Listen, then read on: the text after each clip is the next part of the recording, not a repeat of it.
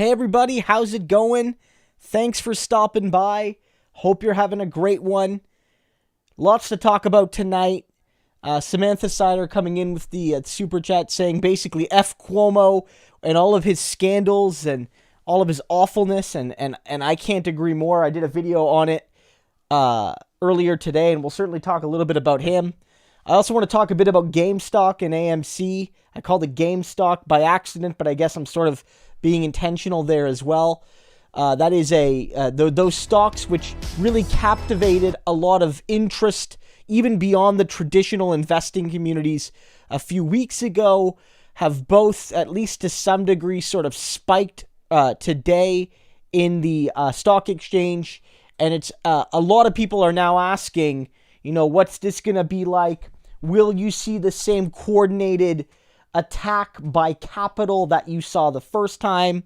Or given that it's happening a second time, will it be harder for those, rich and wealthy and well-connected hedge fund managers and Uber investors to pull the same scam twice? We'll have to wait and see. I want to talk a little bit about how the Republican Party is, as much as I'm critical of Biden, it's just how the Republican Party is just functionally an awful opposition party right now, and how they can't even criticize Biden effectively, a man that has many faults. They just can't do it. We'll talk a little bit about one of the worst, anti-stimulus ads I've seen.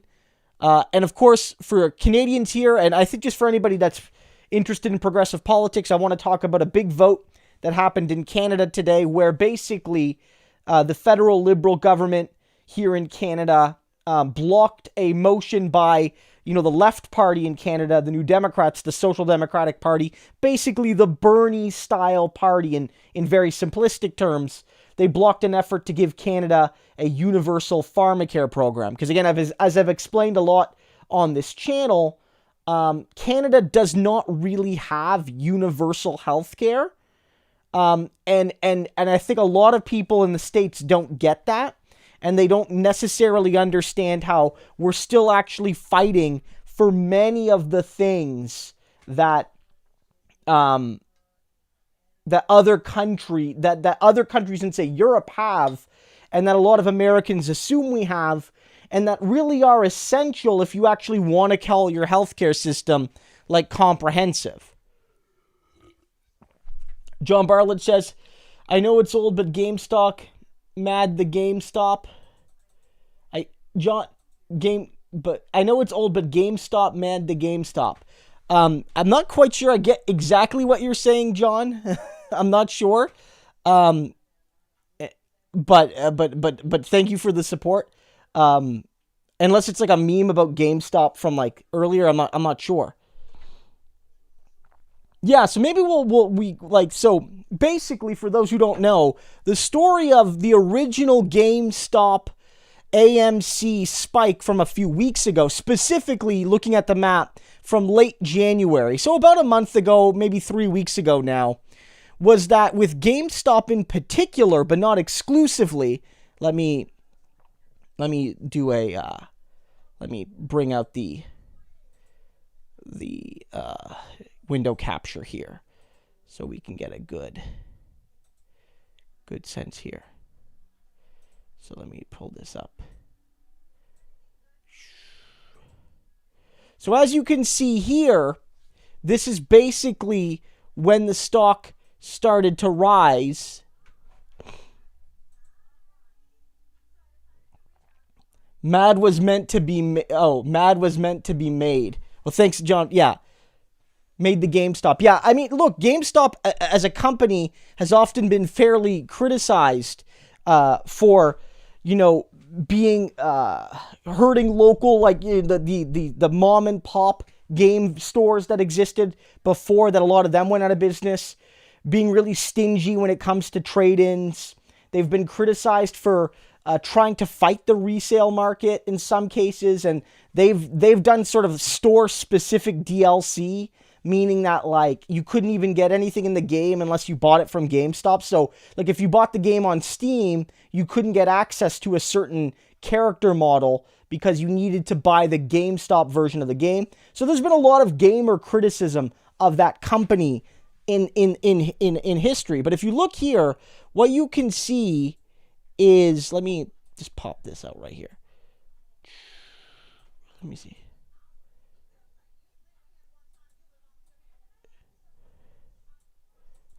I want to be able to see you guys in the chat.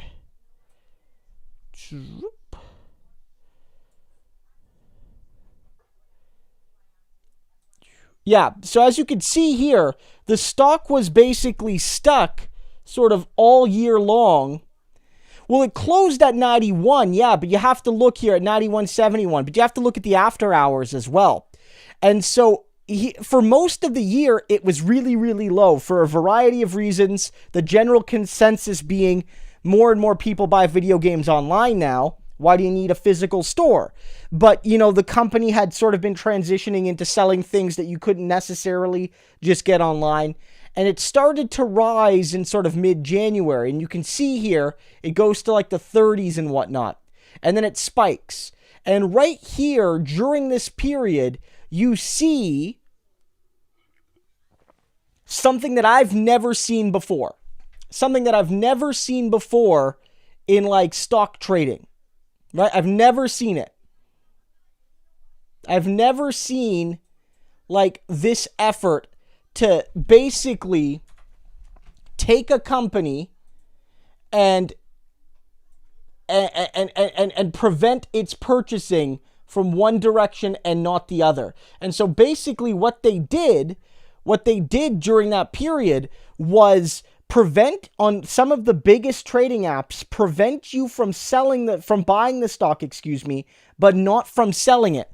And so during this period, some of these big drops were caused by the reality that on some of the apps like Robinhood, you couldn't buy the stock, but you could sell it. And of course, as we know, the way things work on the stock market, at least generally, is that every transaction has to be matched. Like when you sell a stock, you're not just putting it into the ether.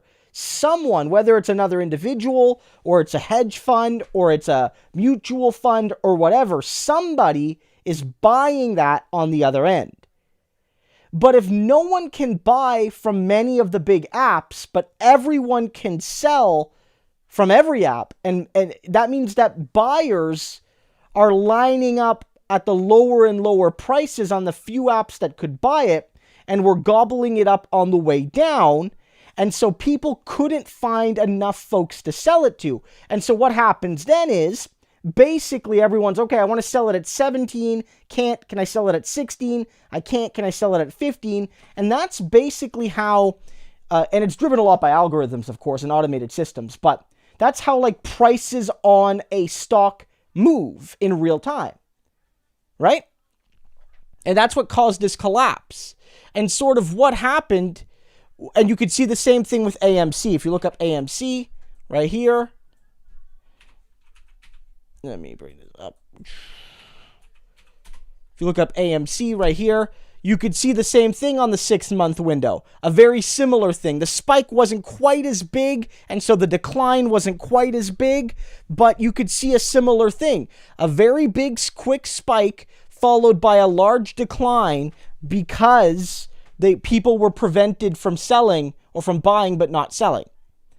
And so a lot of people thought it was done. And as you look here over a month, you can see with GME, with GameStop, it's a little bit more pronounced. You can see in over the last month, you know, it was down in the 70s and it spiked up here and then sort of dipped down back into the 40s for much of the month.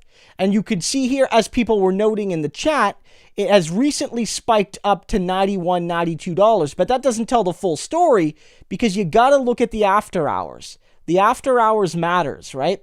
And the after hours tells you that it's significantly higher than that. I mean, anybody that got into GameStop really low, especially the first time, I mean, I congratulate you, right? Because you potentially made a lot of money, depending on how much you had in it, of course, and all those sorts of things. But what happened then is that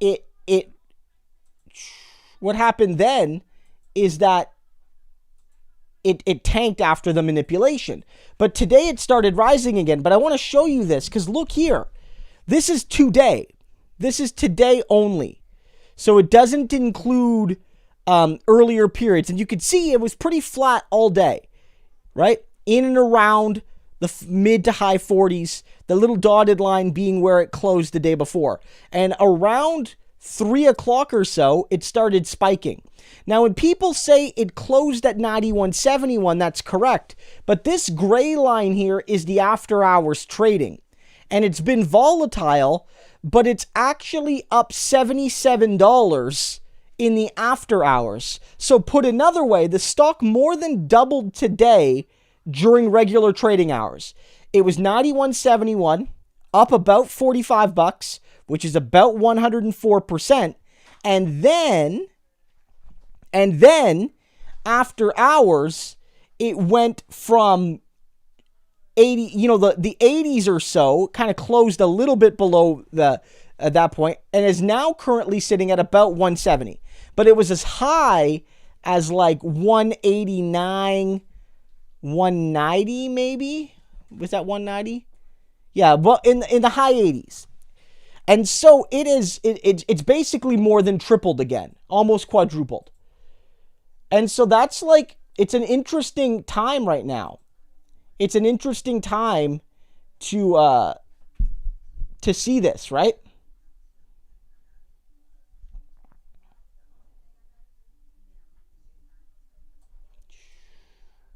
So like that's like it's something that I'm interested to follow some more, because I don't know necessarily where it's going to go, and I don't know necessarily if like capital is going to get itself involved again, because there are still a lot of people shorting this stock. And for those that don't understand what that means, basically when companies short a stock, it creates a scenario where they're banking on it going down. So they make money on the stock when it declines in value. But if somebody purchases the stock and then it goes up in price, then they're kind of stuck and they can lose money. So you lose money on a traditional sale when the price falls. When you short, you lose money as it increases in value. But unlike with a traditional purchase, where you can only lose how much you invested. If you invest $100 and the company goes bankrupt, at most you can lose $100. With shorting, your losses are at least hypothetically infinite. They're because there's no maximum price a stock can be. It could hypothetically be worth $1 billion a share or a trillion or whatever. They're hypothetically, of course, right? And so this created a scenario where a lot of these hedge funds were getting screwed by these retail investors, sort of driving the price up, and they didn't really have anything they could do to stop it.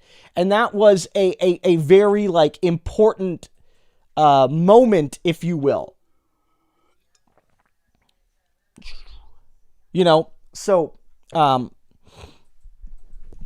just one sec. I want to check one quick thing here. But basically,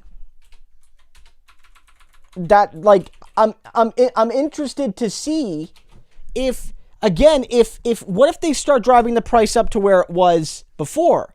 What if they do a similar scenario where we find GameStop is up to $400? Like, what do we do? What do we do?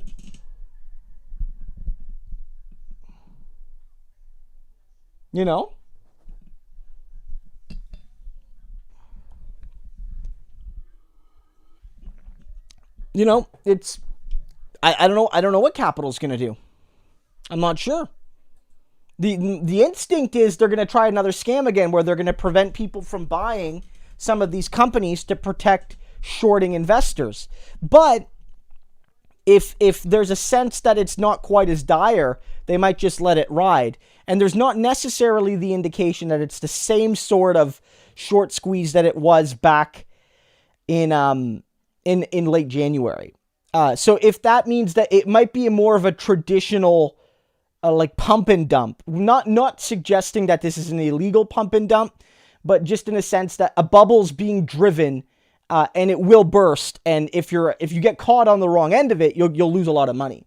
A traditional pump and dump is somebody will lie about a stock's prospects to people, get interest in that stock to rise, and then see their own shares because they bought before the pump or they're already existing owners.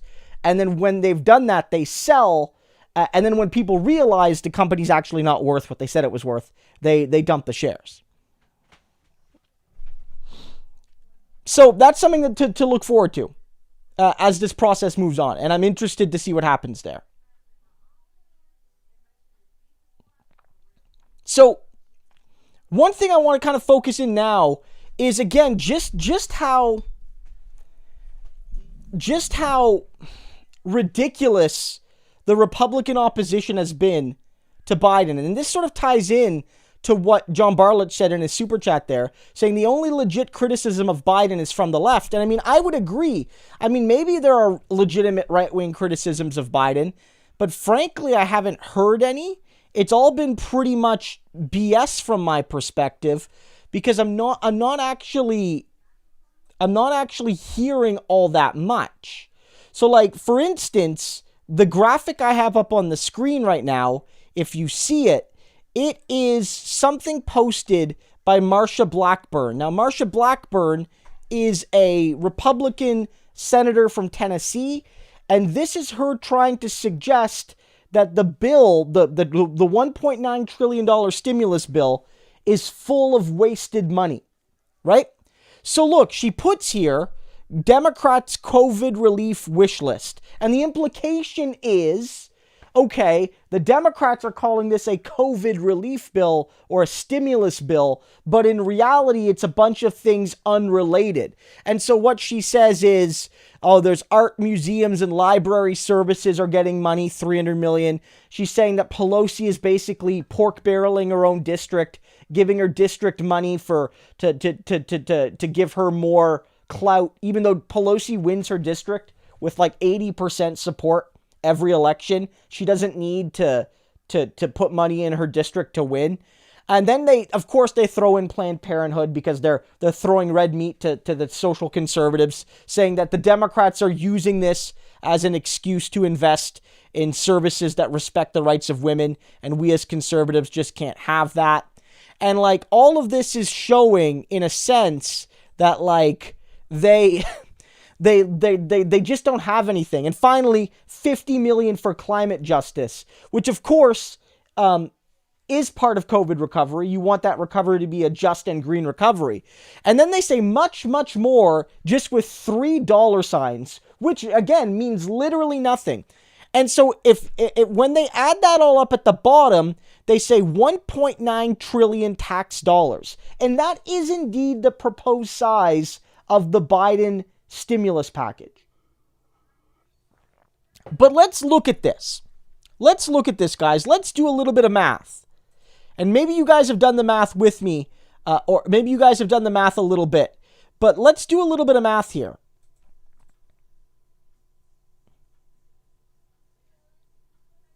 Let's do a little bit of math. Let's add this up. I'm going to pull out my trusty Microsoft 10 calculator. Let's look here. So we got 335 million, right, for arts, museums, and library services. Now, I don't think that's a waste at all, because art, museums, and artists, and libraries, and a lot of other nonprofit entities have taken absolutely massive hits during this period, especially, say, a museum, where a significant portion of your funding comes from donations from visitors and from the ticket sales, for your museum. And if that's the case, and you can't have opened, well, then how are you going to grow as a business? How are you going to even survive as a nonprofit with these sorts of things happening? And the answer is many of these businesses, many of these museums, they're not going to survive. Like, that's the simple reality. They're just not surviving. And so a lot of folks are like, actually, we need to do more here. We need to do more to help them. And some small part of this money can come from the COVID relief bill. Now you add in another $112 million for Pelosi's subway. I don't know if that's good use or not. I'm not sure. But clearly they're just trying to find any reason to use Pelosi's name because Republicans hate Pelosi. I mean, a lot of Democrats don't like Pelosi either, especially progressives. But the word Pelosi strikes hate into any Republican heart, no matter how tangential it is to the discussion. So you can use Pelosi, you use Pelosi. Biden is still popular. Biden has a positive approval rating with the general population. Pelosi does not, and so it makes sense to target Pelosi. Then that adds up to 447, and then you throw in 100 for the last two. So that leads you to a grand total of about $600 million, $647 million.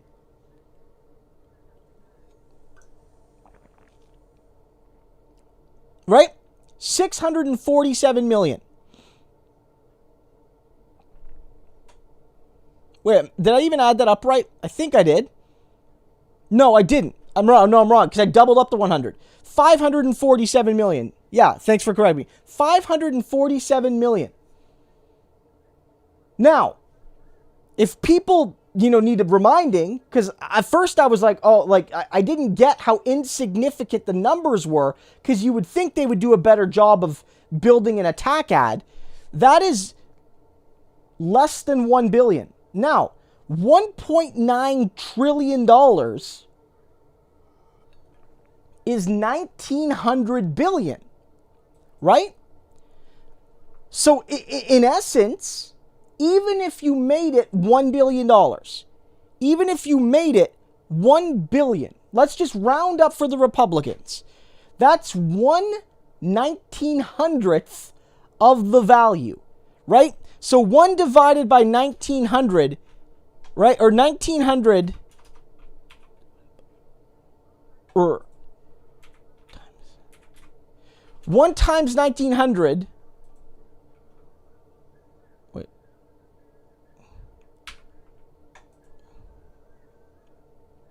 It is less than like 0.01%. It's not even 1%. And so in essence, if it was 190 billion, it would be 10%. If it was 1.9, it would be 1%. So it is less than like 0.5%. Less than 0.5% of the money is being wasted. Right? Less than 0.5%. If I told you you could design a $1.9 trillion bill and your opponents could go through the bill and find the supposedly wasteful things, but they could not even find 1% of the bill that's quote unquote wasteful, what would you guys call that? What would you guys call that?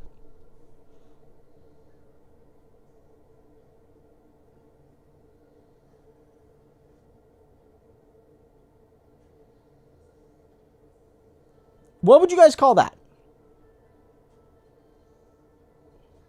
See, I would call that a pretty good bill.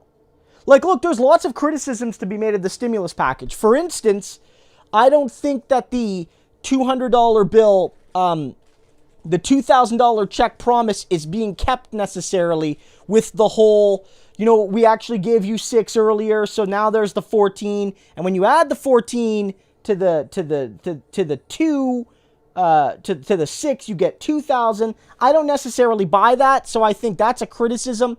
I think there's criticisms around the unemployment not being, I believe, as good as it was in the original bill all the way back in March. Like, there's a lot of criticisms to be made of the stimulus package, but again, to me, they seem almost all exclusively from the left.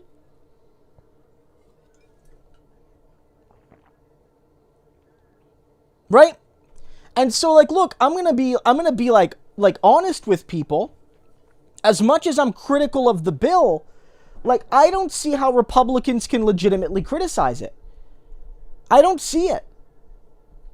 Like, I don't see what, from a Republican perspective, besides your hypocritical approach to deficits, aka when Trump was in the White House, we'll spend like drunken sailors, but now we're all deficit hawks and small government, idealists now that the Democrats are back.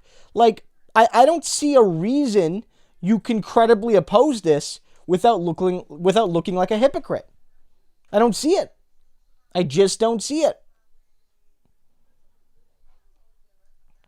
Right?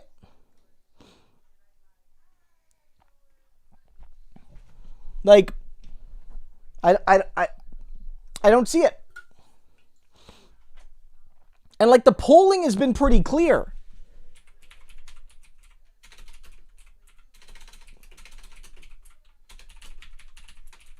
Like, the stimulus bill is popular. I mean, look, right now, this is actually a piece from earlier today. This piece says, let me bring this over to the...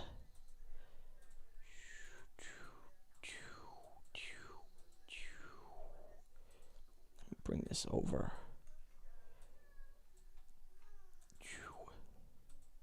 So this is from earlier today. 3/4 of all voters support the package. 3/4. Jesus, guys. 3/4 of people, including 60% of Republicans, support the bill. Right?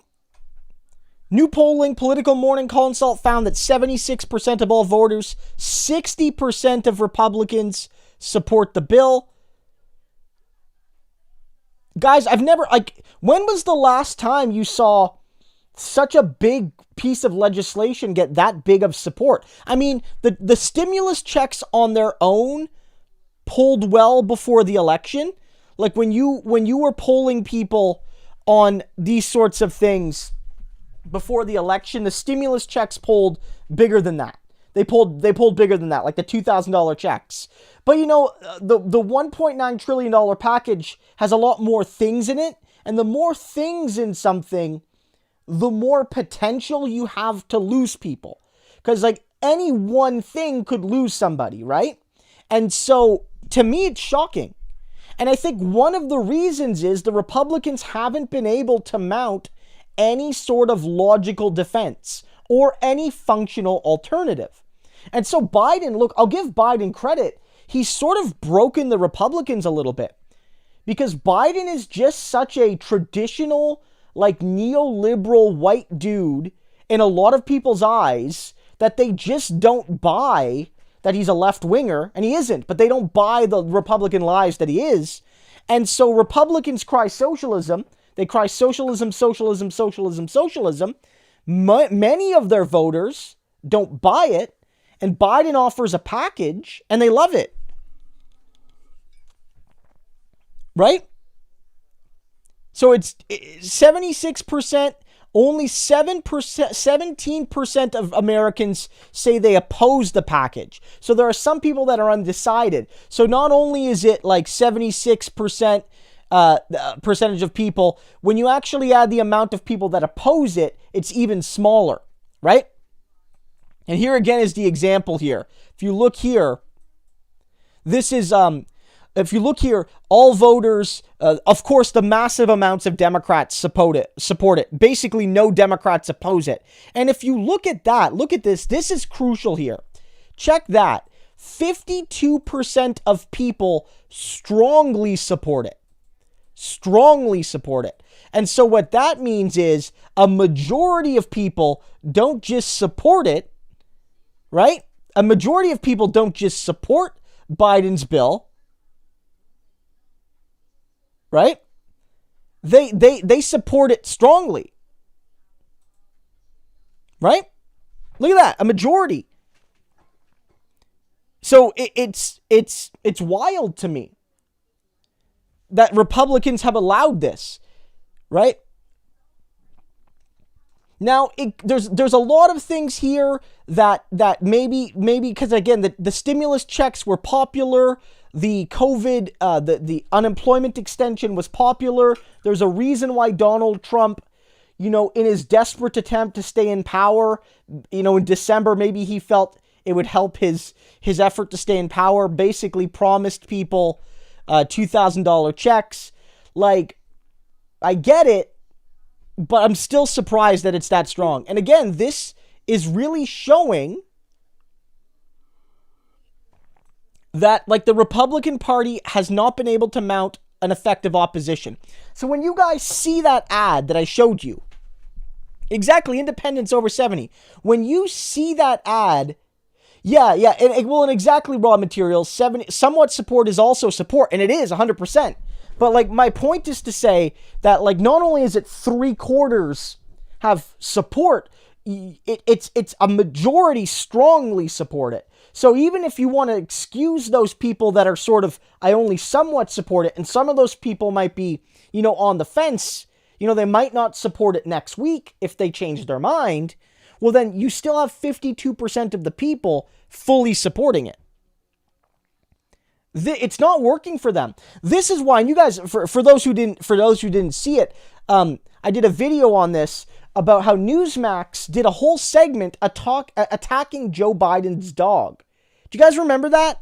I did a video a few days ago on how Newsmax basically did a whole segment, and they brought in, like, a presidential historian to talk about the dog. And, like, basically, I'll grab a link for you guys and drop it in the chat here. But basically, they're flipping out about presidential dogs. They're getting mad because Biden's dog is supposedly not well groomed enough. Like, it's mind-boggling, guys. It's absolutely mind-boggling that they think it's going to work. But it's like, what else do they have? Can they actually go at Joe Biden and say he's a left-winger? Can they actually do it? And I don't think anybody in this group chat tonight, because I don't think we have a whole lot of conservative trolls here tonight. I don't think any of them can do it. No, and the thing is, they don't care. Republicans don't care. They're the GOP. But, when I look at these polls, I do wonder if you're going to get some Republicans voting for the bill. Like, I think you might. Because if you're like a New York Republican, because the Republicans gained some seats in places like New York State. If you're a New York Republican, you have to feel that if you won your seat by a few hundred votes, a couple thousand votes, that this bill, if it's got 76% overall, that in blue states, even Republican voters in blue states are likely more supportive. And so if you're like a suburban New York Republican, like, your people might want you to vote for this. And so I think it's going to be really interesting to see, especially in the House, do you get some Republicans voting for this bill? Because I expect all the Democrats to vote for it. I know it's not good enough. AOC and the squad have legitimate criticisms of this bill. They spoke about how it really should not be $1,400 checks, but $2,000. And frankly, there should be recurring checks. There should be $2,000 a month for so many months going forward. But, like, no Democrat's going to vote against this bill in the House. And even Manchin and Sinema aren't going to vote against this bill in the Senate, I don't think. So it's a question of how many Republicans vote for this, knowing that their ass is on the line in 2022, or their constituents, the constituents,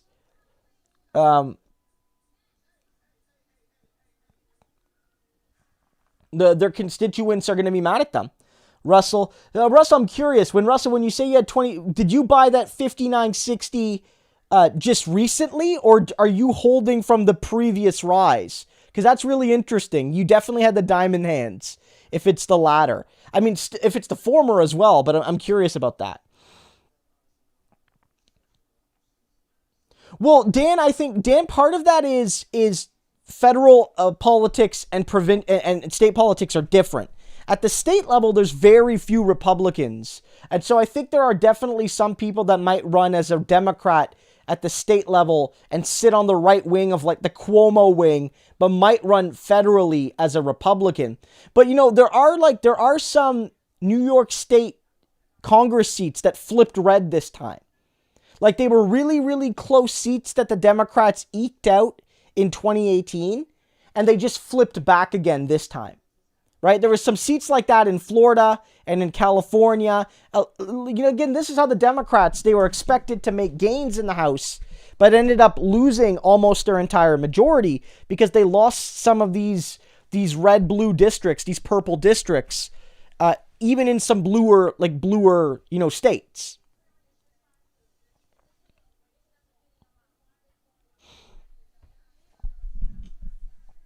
Oh, Russell brought money. Oh, that's pretty clever, Russell, honestly. Yeah, I thought that, you know, the testimony about it and DFV and all these things, I thought you're right that could have caused a spike, but I didn't know if it was going to be like a real one or if it was just going to be, you know, a bit of a few hour thing maybe on Monday.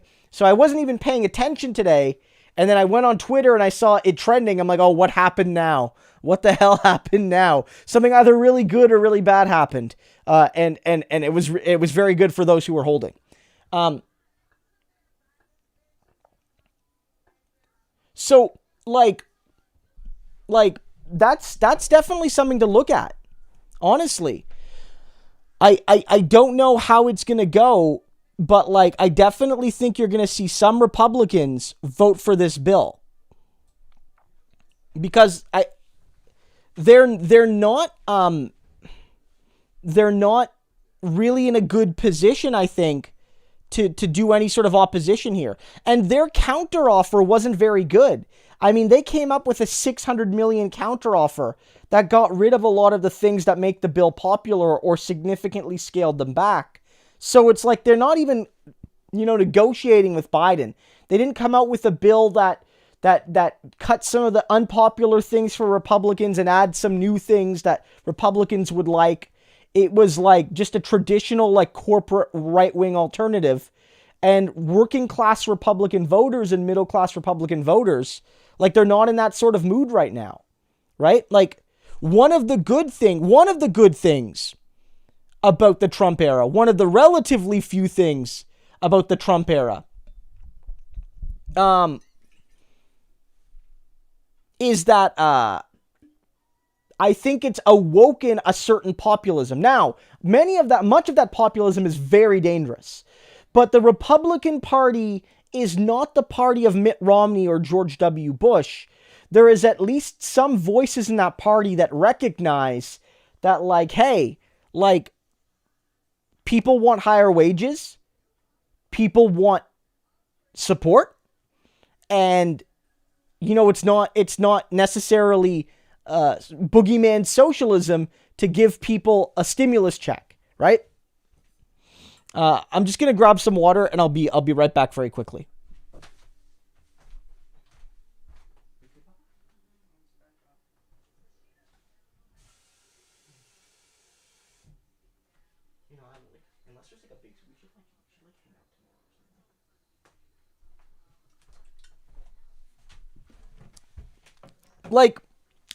Kind of like on that point, thanks for indulging me while I got that water, guys. On that point, one thing, just a reminder, everyone here, hit the like button. If you like this stream and you're new here, click the subscribe button. If you've already subscribed and you haven't yet, click that little bell. And everyone leave a comment right now telling me, did you drink enough water today? And the answer should probably be, for most of you, no. And so go and get some water. That's what my wife always tells me. Drink more water. Yeah. So gotta stay hydrated. We're hydro bros. But like on that point, one encouraging thing I'll say about Biden, and there's a couple things here that lead me to believe that he's still gonna suck, but I think he might actually suck less than Barack Obama. Right? I think he might actually suck less than Barack Obama, guys. And it's on stimulus. It's on stimulus. And it's also about how Biden and his White House is talking about bipartisanship. And I think that's really important. Biden has often said during the last few weeks, and I think this is a good sign that he's willing to try to work with the GOP, but I think he realizes that he doesn't need to, is that he's not just going to do like a deal with Republicans for the sake of it. Like, he gave a good speech where he was like, I went to my Republican colleagues and I said to them, what from this 1.9 trillion would you have me cut? Do you want schools to suffer? Do you want individuals to suffer? Like, tell me what you want cut. And they really couldn't say, right? And so I think that was a good move by Biden to say to people, look, you can call this a lot of money, and 1.9 trillion is a lot of money, but it's not necessarily at all wasteful, because, like, you can't readily tell me, like, what's wasteful here. Like, let me know and we can talk about it. And I think that was a really good way of approaching it. But I think another factor is based on his new definition of bipartisan. Right? I think that's what's big. Back in the Obama days, there was a failure to go big on stimulus, and Biden acknowledged that, when he's been talking about a stimulus bill. He said the danger is going too small, not too big. You want to go sufficiently big on stimulus, and when in doubt, go bigger. That's what she said, of course. But when in doubt, go bigger. If you go too small, the recovery either doesn't happen, or it happens too slowly, or it doesn't happen for the most vulnerable groups. And that's exactly what happened in 2008. They did stimulus, but they didn't do it enough. And the recovery was sluggish and uneven, and it failed to lift up a lot of working class people who became very disillusioned and rightfully so. And rightfully so.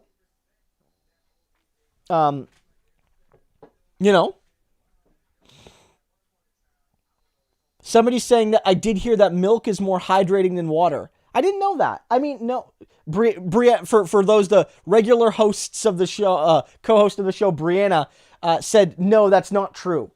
I don't know. I mean, maybe like there's an argument because like the fat in it, like, hydrates you over time, maybe like the protein. I'm not sure, but I think the most hydrating thing has to be water.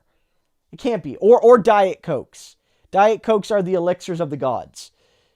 So here's what I think. I think it goes water. Wait. Diet Coke, Coke Zero, water, and then maybe like milk somewhere down here on the floor. So the way they've been talking about bipartisanship is different this time.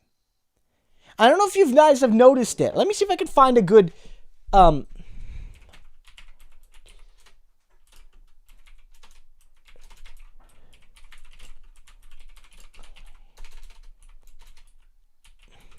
And so Ronald Klain did this last week. And I think this is very important in how they've been doing this. And I'm not suggesting that they're going to keep doing this because, again, I think we live in hell. And like, there's no way that Biden's going to be consistently good on anything. But he might be better because of how he's talking about this particular approach. Let me bring this up here. Okay. And so if you look at this right here, let me pull it up. if you look at this right here, this is from Biden's, I'm just going to have to reopen my window app here. This is from Biden's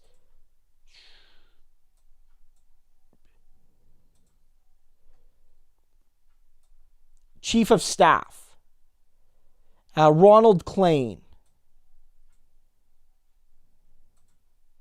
And he's basically been saying, like, bipartisanship for us is about what the support level is among the voters. And I think that's a great way of doing it. Right?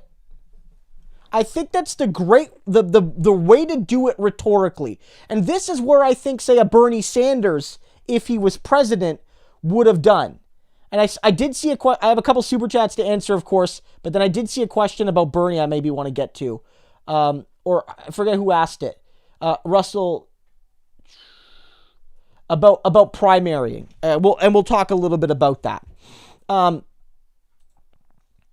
here it says, Ronald Klain, it says here, why the White House already sees the COVID relief bill as bipartisan. And so the Democrats are not just saying, look, it's bipartisan if we get Mitch McConnell or, an X number of Republicans to vote for a bill in the Senate. That's not the definition of bipartisanship. And I think that's 100% fair. And so what the Democrats have been doing with a lot of these bills is saying, look, what makes something bipartisan is the level of support it has from Republicans broadly defined. And so Republican just doesn't mean Mitch McConnell and Mitt Romney and Susan Murkowski and other Republicans. Bipartisan means GOP mayors, GOP governors, voters that are Republicans. And so this is what they're saying. The bill is already bipartisan. We've already talked about this, right? So, the Democrats have been talking about this. And so this is like a quote from a newspaper. They say, to many Republicans at city halls and state houses, the relief package looks very different.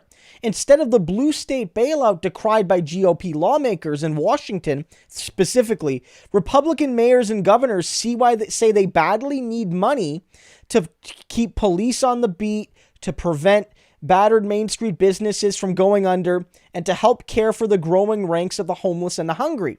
So if you're like a GOP mayor, or if you're a governor from a red state or a purple state, but you're a Republican, and you're thinking to yourself, look, I can do the best job I can as a local official, but COVID has absolutely decimated us, right?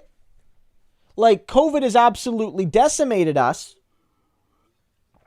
Like, we need help. Like, we need help. And I think that Biden, is able to point to that and say, look, that's bipartisanship. Like, that's bipartisanship. It's not just a tightly, controlled small group of a few Congress people and senators that get to define bipartisanship.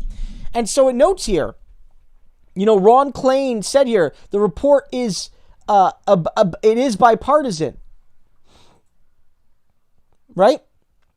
And I think this is crucial because if you want to convince Manchin, and the article notes this, and Sinema, and some of the other moderate Dems that, like, you're doing enough to quote unquote be bipartisan, because Manchin and Sinema have this craving to be seen as bipartisan. One of the ways you can convince those folks is say, look at the support this bill has. It doesn't matter that the 50 ghouls in the Senate opposite you, none of them support it. Look at local officials and look at Republican voters. So it says this is about far more than bragging rights. It's no secret that there are some congressional Democrats, most notably Senator Joe Manchin of West Virginia, who've stressed the importance of Republican support for Biden's proposal. Indeed, by some accounts, members such as Manchin might derail the entire initiative unless it could be fairly characterized as bipartisan, which could have the effect of giving the GOP veto power over relief. And so, if you're able to basically say to people, it's bipartisan because it has all of this support from regular, folks within the Republican movement, right? Then, I think that's a good start. And I mean, look, with Manchin in particular, the governor of West Virginia has come out in support of a large stimulus package, basically saying, look, I'm a conservative, but if there's ever a time to spend money, now's the time. Like, if there's ever a time to, spend money and not necessarily worry if you're spending an extra buck or two, now's the time. And I think that's really going to make it hard for Manchin to oppose a stimulus bill if his own red state governor supports it. This is a good sign. This is a really good sign, because if that becomes the definition of bipartisanship for Democrats, then they might actually get something done. They might actually get something done. That's the only path. Because, again, Republicans in the House and Republicans in the Senate act very differently and with different incentives. They have to worry not only about what their donors want, but also about primaries and about pressure from their colleagues, and worry about getting mean tweets from Donald Trump or Donald Trump got banned from Twitter, loser. But mean statements about Donald Trump or from Donald Trump derailing them, or any of these conservative organizations calling them fake conservatives and fake Republicans. And so they're terrified, but the average Republican, just like the average Democrat, the average Republican and the average Democrat, they don't even necessarily participate in primaries, right? And so the average person that says, yeah, I'm a Republican, maybe doesn't operate in the same way like a hardcore GOP activist does, and says look, if you don't vote rigidly in my ideological path, I'm going to punish you with a primary. And so that's, I think, an important factor.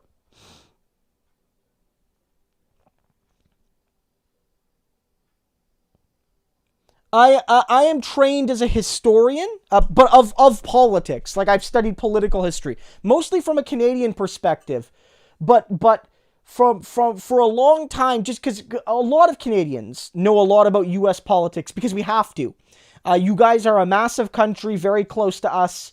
Any Canadian that knows a lot about Canadian politics, if you're a political person, you likely know at least a good bit about U.S. politics. And another reason is, whether it's your pop culture or your news networks, we get a ton of U.S. media in Canada. It's sort of unavoidable.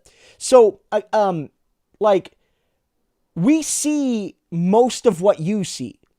We get MSNBC and CNN. We get these networks in Canada, right? And Twitter, we see your trends, all these sorts of things, right? So that's, I think, positive. And I think that's how Bernie would have approached it too, guys. Because, people would say, oh, Bernie, Republicans don't support your bill. Well, it's yeah, but the working class does. And the working class is found in all parties. Yeah, you might not see a lot of Republican senators back my Medicare for All bill. But when you look, a majority of people, including a significant minority, but still significant amounts of Republicans, actually do support my desire to tax the rich, to improve labor standards, to guarantee health care to every man, woman, and child. And so I am the true bipartisan leader because I represent the working class. That would have 100% been Bernie's line, both during the election and after it. 100%. Bernie was talking like that before. Because, again, who was it? Who was it that could go to a Fox News town hall and just win over a room of Fox News conservatives?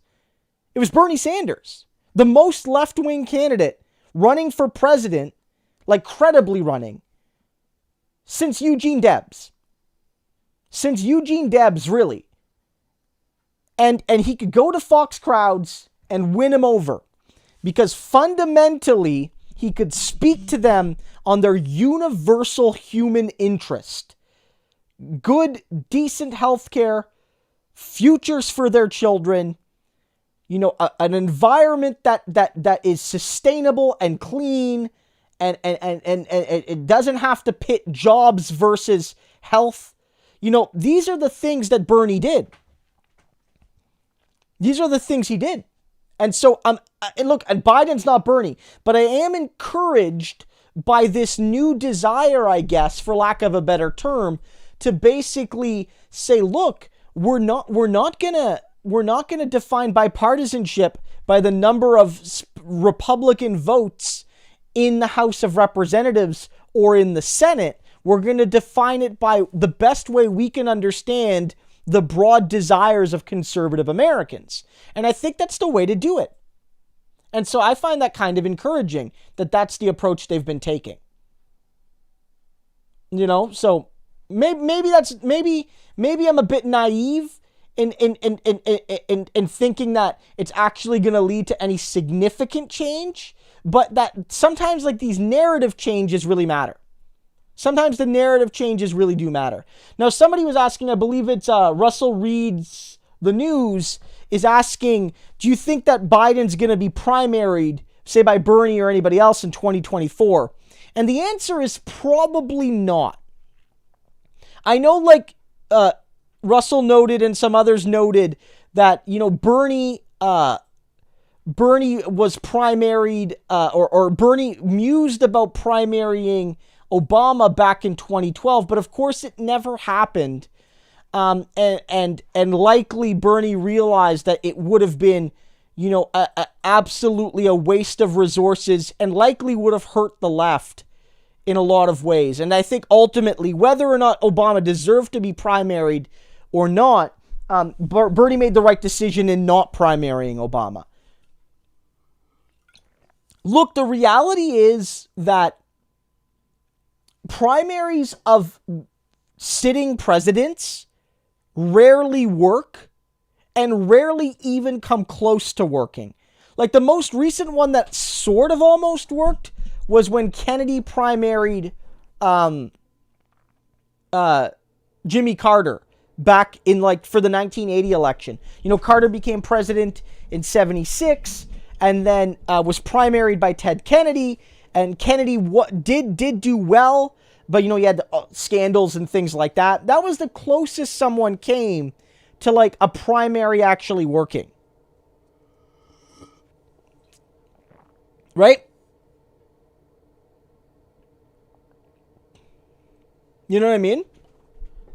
So, I think that it's probably a waste of resources. And if you see yourself as one day running for president seriously, it's sort of like a waste of a run. It's not like you have a maximum amount of runs. Like Biden ran 3 times. He ran in the 80s, and then he ran again in 2008, and then he ran again this time.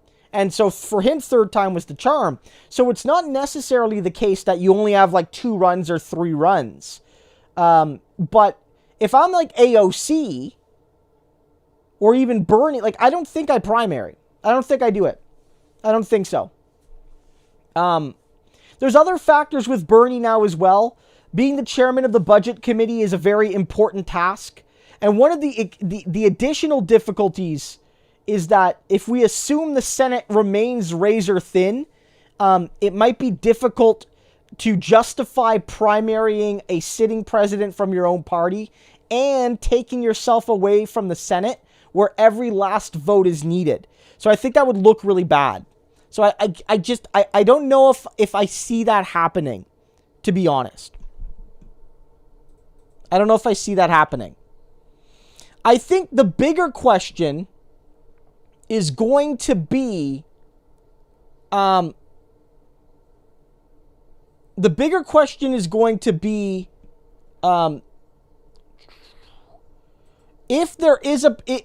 Biden runs again or not. That's the bigger question. Does Biden run again? Because that's a bigger debate. If Biden decides to run again, and I don't think he will, That's my guess right now. I don't think he will. But if Biden decides to run again, there's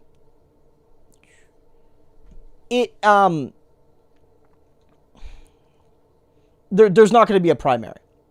But if Harris runs, then all bets are off to some degree. I think there's a chance Harris will face a primary.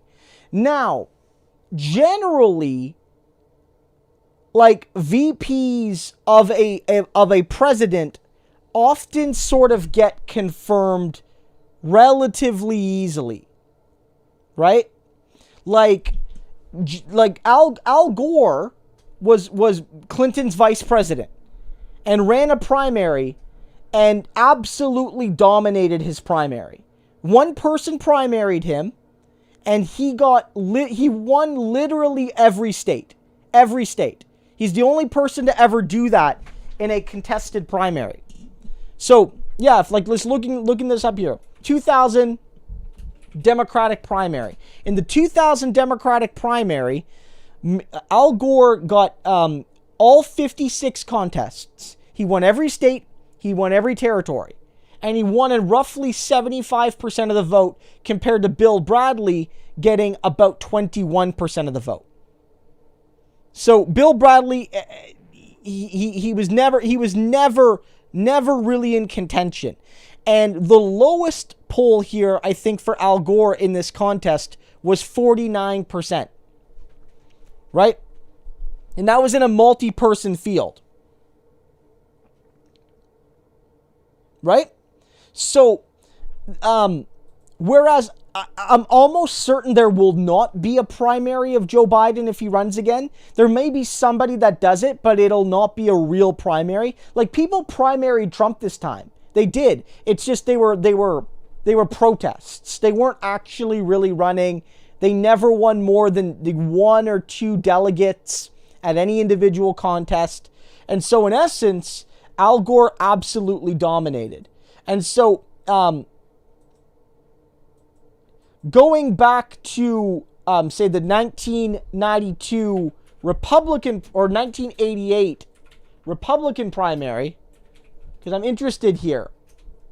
In the 1988 primary, Bush won, again, quite handily. So for those who don't remember, George Bush Sr. was Reagan's vice president for the full 8 years, and then decided to run himself. In that time, he ran against both Pat Robertson and Bob Dole.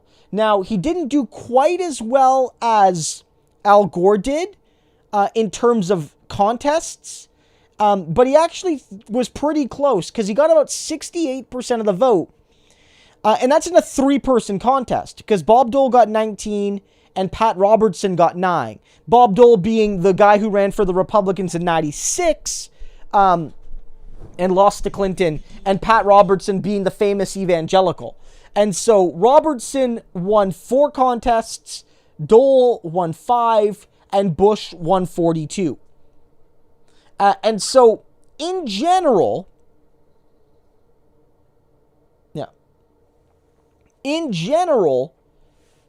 vice presidents that succeed their own president tend to win the nomination. Those are the 2 most recent historical examples, right? Now, there's a couple caveats there. One, both Clinton and Reagan were 8-year presidents. They had served for 8 full years. Whereas we're talking about a scenario where Kamala Harris might only have been vice president for 4. She might not be seen quite as solidified. Another question is, I believe both Reagan and Clinton were relatively popular when they left office, right? Was Clinton popular when he left office?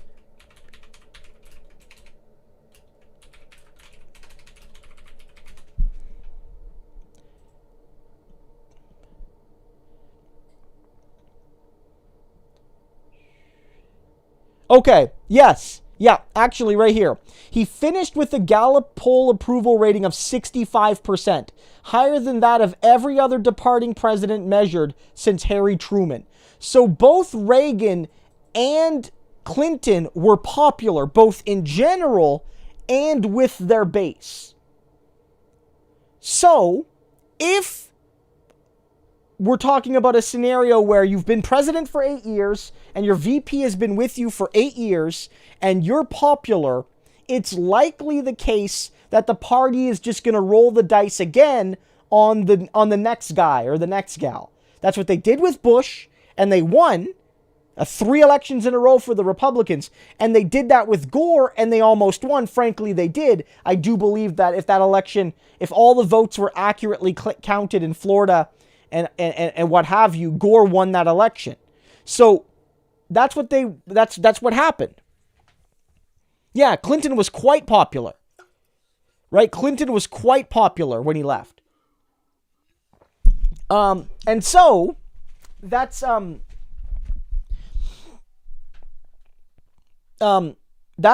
big factor. So Harris, who knows? Only a 4-year VP? Joe Biden, maybe he's popular. Maybe he isn't. Right now he's reasonably popular. More popular than Trump has ever been, but he's not necessarily a popular guy, right? So who knows? One thing's for sure is that it really does seem, and let me know if you guys agree or disagree with this. Let me know that like Harris has been really front and center more than a lot of other VPs. She's been really vocal and she's been there a lot. And I'm not saying there's necessarily anything wrong with that, because like your vice president, you might as well be working hard. But like it really does seem like Biden is making a conscious effort to always have Harris in the spotlight too. And I think that's being done in part to like have her ready to be his successor in 2024, I think. People are saying, should I invest in stonks? Okay, look, I am not a stonkist. I am not a stonkologist. I am not a stonkosifer. And of course, all joking aside, I do not provide financial advice. So somebody earlier was like, is GameStop going to hit 250 tomorrow? And my answer is, I have no goddamn idea. And I think that's the only answer anybody except for a very well-versed person should give. What I will say is that, in general, there is benefits to planning for your financial future. Now, what most normie people will recommend is you invest what you can afford to lose / what you don't need day to day. So, if you have a bit of money, it might not hurt to invest it. Now, if you don't want to have a ton of risk over the medium term, what you can do are buy indexed funds. Doesn't mean you can't lose money on them, but you can buy a fund that, say, tracks the S&P 500.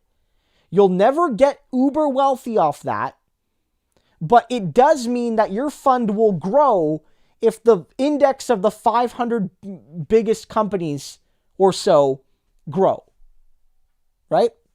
And so if you want to have like a way to own some stonks without having to take the risk of owning an individual stonk, and have your money grow a little bit because you don't necessarily have a workplace pension that can protect you long term, investing like that is a good idea. And there are tools in Canada, at least, to allow that. You can have your TFSA, so you don't have to worry about taxable gains, and you have your RRSP that is taxable, but only after you start withdrawing when you're in like your 70s and stuff. And you can use that to defer your taxes on a year-to-year basis. So like that's the best way to do it. If you have a little bit of money, you can put it in an index fund. But again, not money that you need to live on day to day, week to week, month to month, because you need to be able to access that. And so I know that's like, for a lot of people, it's like, well, I don't have any extra money. And that's why capitalism fucking sucks, right? Like, because it's like, oh, I don't have any money to invest and benefit in the stock market, but like rich people do. And I'm like, yeah, like it's because the system sucks, right? Like that's the way it is. But in general, like, there are ways you can invest. One common, like, so that's generally how a lot of people do it. Right? Like, that's how a lot of people are doing it. Like, and you can do that on your own. Like, you can set up a brokerage account, or you can get help at your local bank. Although one thing to look at with your bank is if you're going to get mutual funds, look at the expense fee on your investment, because a lot of the bank funds might have like a management fee of like 2%, which means every year you effectively pay 2% of the fund's value that you own to the bank to pay for them managing it, right? And that adds up over a lot of years, whereas if you get different funds, you could pay lower fees. And that compounds. Because if you pay more fees, you get less profit, which means the money isn't as invested. And so these are all things to look at. So that's my very basic, like, what I learned sort of just fumbling through it kind of process of investing.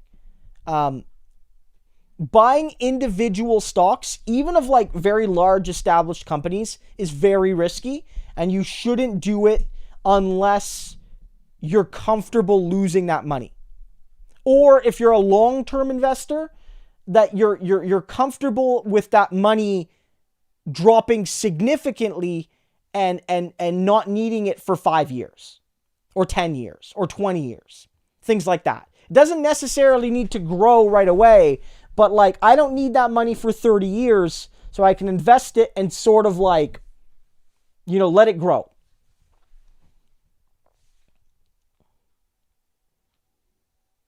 Jeez. Okay. This would be hilarious if this channel just gradually turns into like a financial advice channel. Somebody's asking me, should you pay off debt or invest first? Well, okay. There's like a technical question here, and then I'm going to give my personal opinion. Hypothetically, if you can get an investment that pays more than the interest on your debt, it might make mathematic sense to invest. So hypothetically, you could buy an investment, the investment grows by 10%, but your debt is only 5% interest. In that case, you could take the 10% profit and use some of that profit to pay down your debt. As long as your investments are growing faster than your debt, maybe it makes more sense to invest. Right? But the only case I would recommend that is with absolutely guaranteed levels of returns. So for instance, if you could get a GIC in Canada, I don't know if you guys have those in the States, but they're basically guaranteed income certificates. You could buy one and say, guarantee a return 2 years from now higher than the interest you would accrue on your debt. Then maybe you do it, and then you turn around 2 years from now, pay down that debt, and you pocket the small difference between the higher interest rate on your investment and the lower interest rate on your debt. But honestly, I would just pay off the debt. Like, honestly, I would pay off the debt. Like, yeah. Couple reasons. One, if you have variable debt, interest rates are pretty low right now. So it might be a good time to like clear out some debt in case interest rates rise. But just in general, I don't like the idea of having like debt.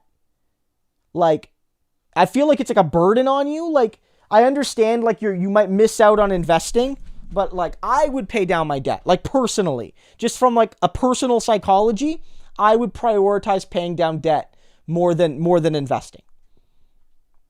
And again, depending on the kind of debt you have, you're almost never going to get the sort of reliable returns that, right?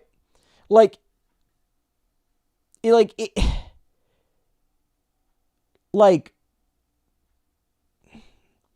if you have credit card debt, guys, like, unless you find, like, unless you invested in GameStop kind of as a gamble, it's really gambling. It is. You can call it an educated gamble, but it's gambling.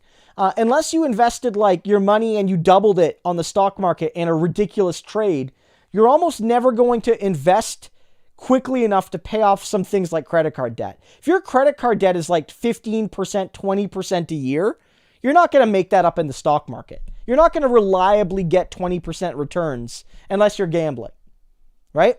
So, no. Yeah. You need to pay off debt. Pay off debt. That's my view. Pay off your debt. I mean, I'm very fortunate. Like, through scholarships and things like that, I was able to pay off my student loan debts around the time I graduated from my PhD, because I didn't need student loans for my doctorate because it was funded. So I was able to kind of tail back and save money to pay my undergraduate student loans off and things like that. So the only debt that I hold is a mortgage, and a mortgage is good debt to have because you can't really buy a house. Most of us can't without one. So it's sort of like unavoidable debt, but also interest rates on a house are often significantly lower than consumer debt. Right? So like having 3%, a 3 or 4 or 5% interest, say, line of credit at a bank, if you're fortunate enough to have a really low interest line of credit, then you might not have to worry too much about interest all that much. Because let's say you have a $1,000 loan and it's 5% per year. Well, that's only $50 per year interest. Like, that's not going to get out of hand all that quickly. But if you have $1,000 of credit card debt, right, and you have like a 20% interest, that could get out of hand very quickly, right? And so that's like something to consider. Yes, and that's another thing too. If it's a choice between saving and paying off debts, I would say it's always good to have cash on hand. One, because you never want to just be absolutely cashless, because that might lead you to a scenario where, again, the only option is to put something on your very high interest credit card. And maybe it makes more sense to gradually pay off your bills while still having a bit of a rainy day fund, so that you don't have to take more debt to survive. And like I don't know if anybody, I've never had the misfortune, but like, I would never want to be in a scenario where like I had to go to a payday loan store, right? Even if I had other debts, it's like, I would like to maybe have enough money for emergencies, so I wouldn't have to go to a payday loan store if I could avoid it, because those stores really trap you in a cycle of debt. And those stores, both in Canada and the USA, maybe I assume it's worst in the USA because like usually like consumer laws aren't quite as strong down there, but it sucks up here too. Like the interest rates at places like payday loan stores, guys, is like they go right up to the line of like mafia style loan sharking. They go right up to it. They tiptoe up to it, because you go any further, and then it's illegal. So they go right up to it, right? And so you can get really trapped. And so it might make more sense to eat a little bit more debt in the long term, like on your credit card, knowing that like you have a little bit of a rainy day fund. So like, I mean, that was like a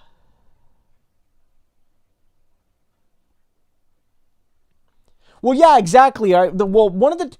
I'm just going to grab some water real quick again.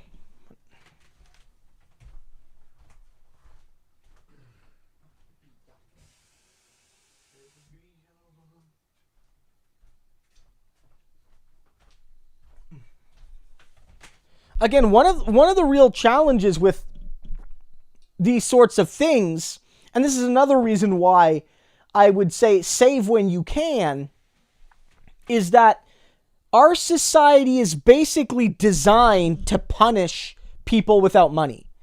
Like, it's perverse, right? If you don't have money, everything is more expensive. Like, if you don't have money, you have to pay so much more than if you do have money. And that applies to so many things. Not just to like rich people get free things often because like they want rich people to have those things, but like again, if you have good credit and you have extra cash, your bank might give you a line of credit for like $5,000, $10,000 that you can access whenever you need it, and the interest rate on that is like 5%. Meaning that because you have money, if you ever do need money in a pinch, you can get it more cheaply. Whereas, if you're super poor and you're precarious and you can't get a credit card, or your credit cards are maxed out or whatever, and like the only place you can get money is from a payday loan store or what have you, you find yourself in a scenario where your debt is more expensive.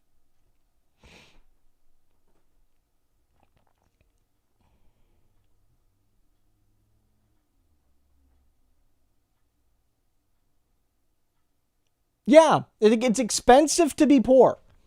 I'm not the one that came up with that. Lots of people have made that analogy, and probably more effectively than I have. But it is 100% true that it is expensive to be poor. 100%. Now, a couple more things I wanted to touch on a little bit is for just to kind of touch on Cuomo a little bit. We have to talk a little bit about that. My God, that guy's got to resign. Like, my God, he's got to resign. Go check out, I made a video on it earlier today. If you haven't seen it yet, here's the link to the video, so you can have it when we're done here. But this is shocking allegations against him from a former staffer. He's lying about the coronavirus statistics in his state and in nursing homes. And it's just like, this guy's got to go.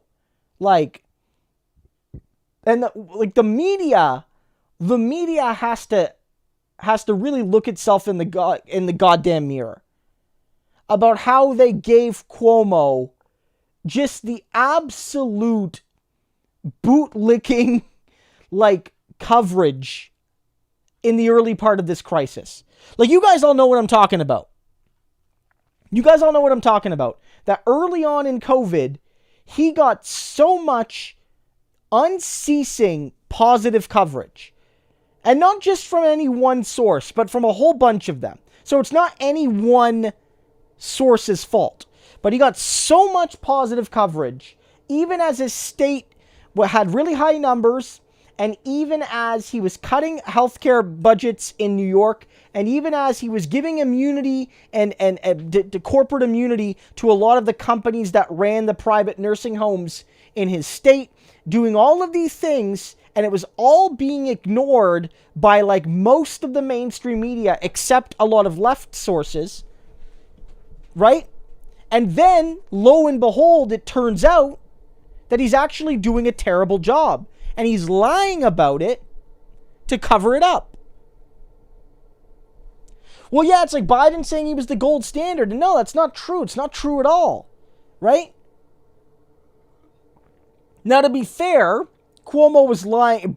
He was lying to Biden too, I guess. But like, it's just absolutely, for lack of, look, it's not like, you don't want to be like, aha, I knew this guy was awful, because like people lost their lives. But in a sense, it's like it's vindication for a lot of progressives, because a lot of us were like, why is this guy getting so much praise? Yeah, he's not Donald Trump, but like, why is he getting so much praise? It can't just be because he's not Donald Trump. Like, you got to do better than that. And he wasn't really doing better than that. And you know, it made it difficult for a lot of people on the ground to criticize him. So when, you know, Ron Kim, and I made a video about that as well, but Ron Kim is basically like a state congressman in New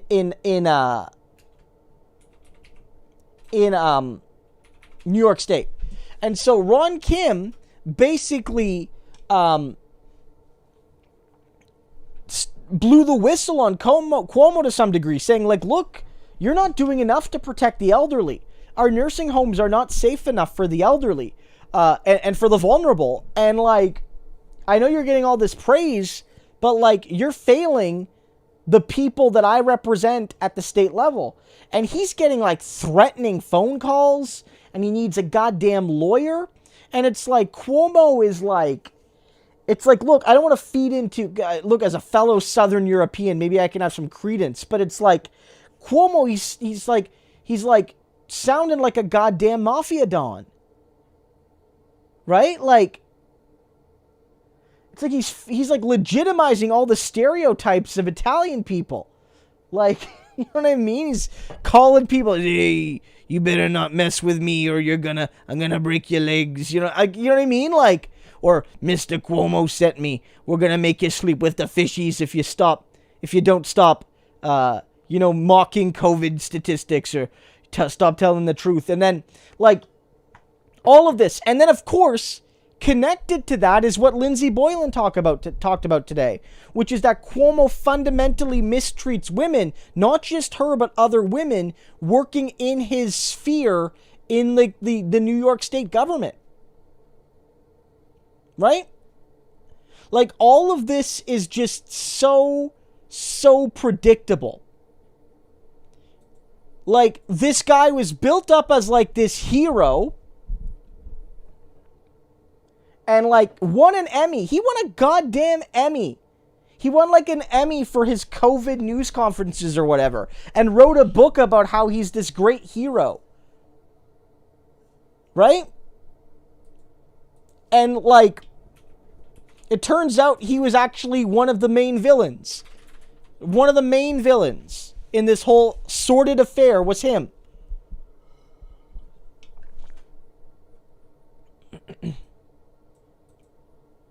So, I don't know.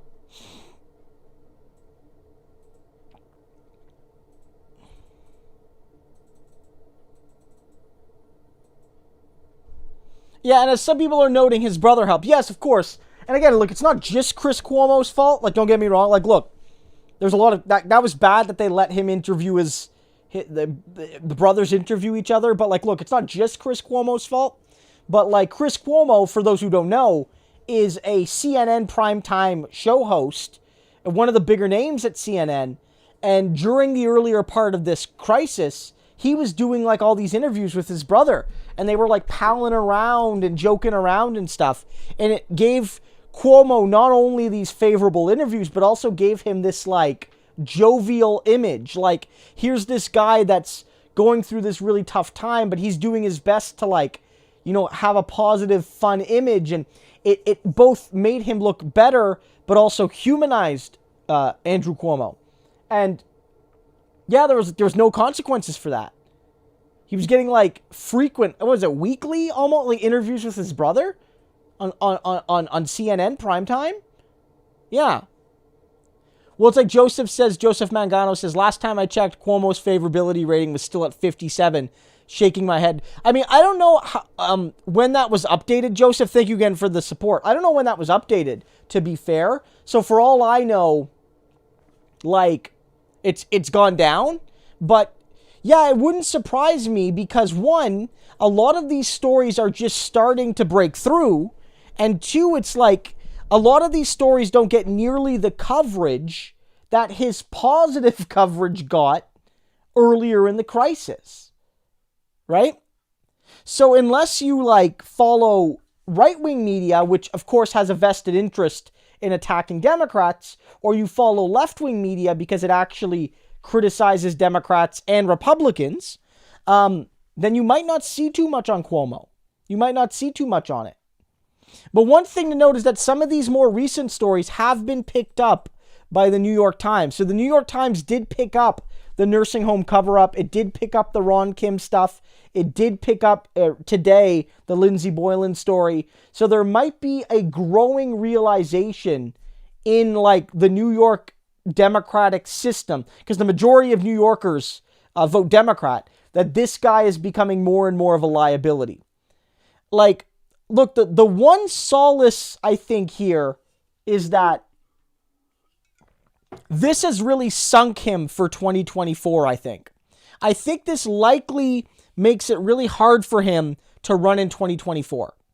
Because there were a lot of people saying that there were polls being done about 2024 and how, it's Cuomo's turn, right? Like maybe if Biden lost, it would be him, or like maybe he would run in 2024.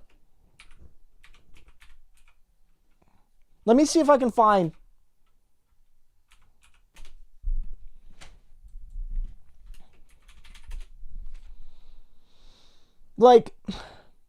Here's there was a poll here from November 5th it was done, just before the election, and he was in 4th place.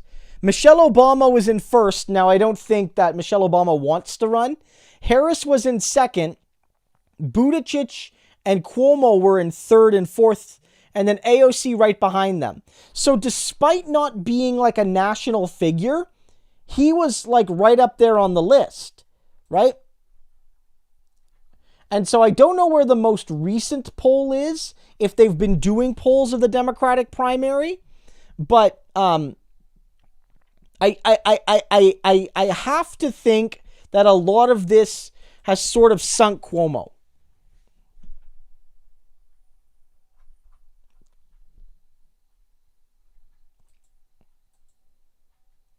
Like, I have to think it has. Yeah. COVID, like the COVID story's gone too badly for him.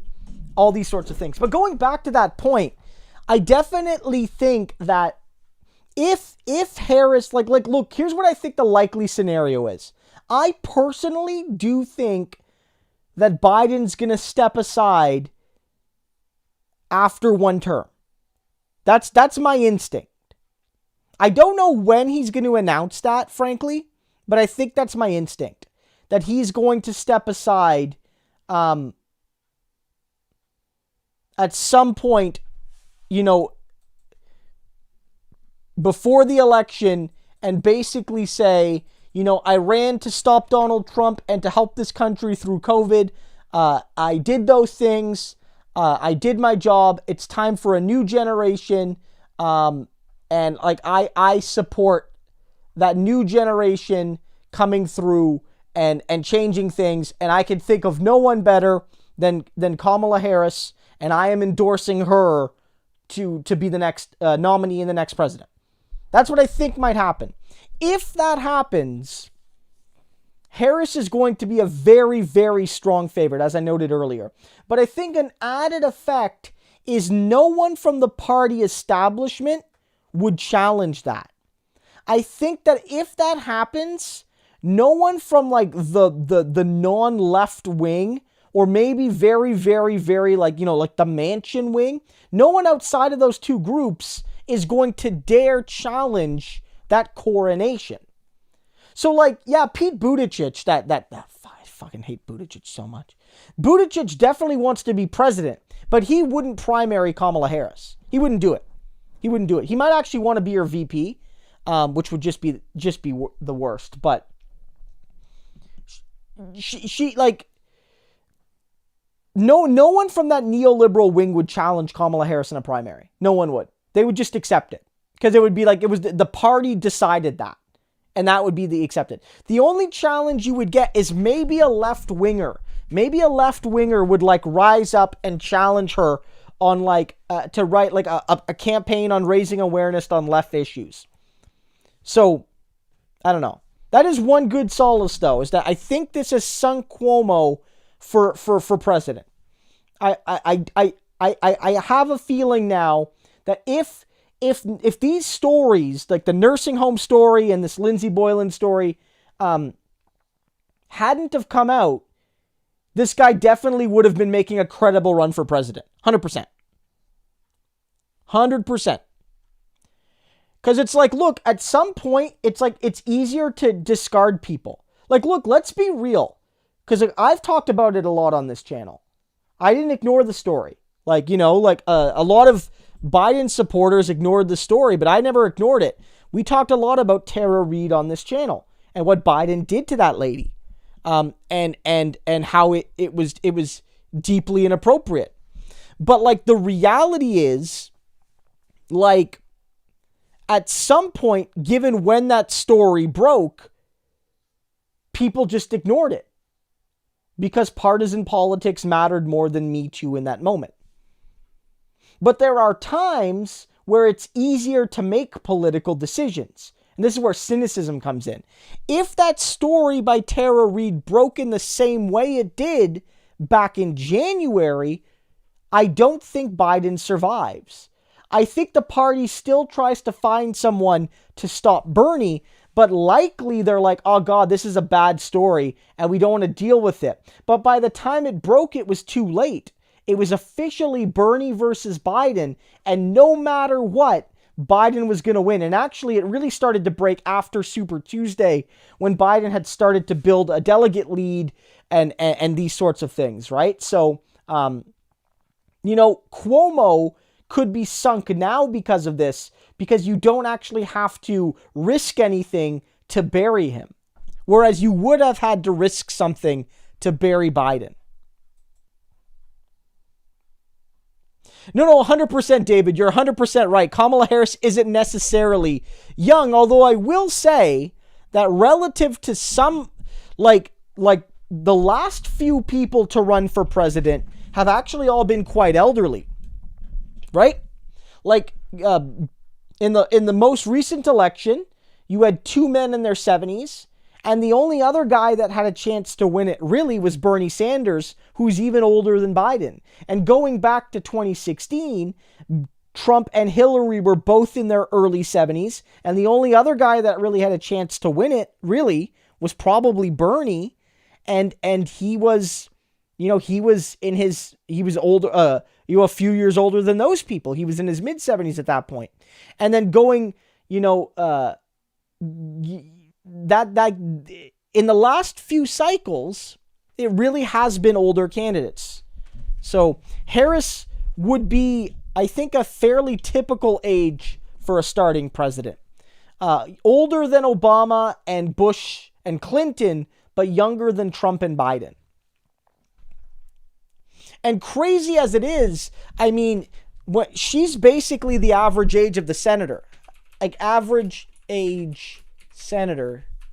So if the average age of a senator, let me see.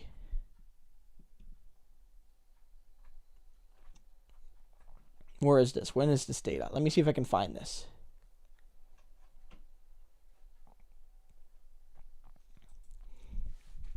Like, I think the average age of the senators is like late 50s, early 60s, right?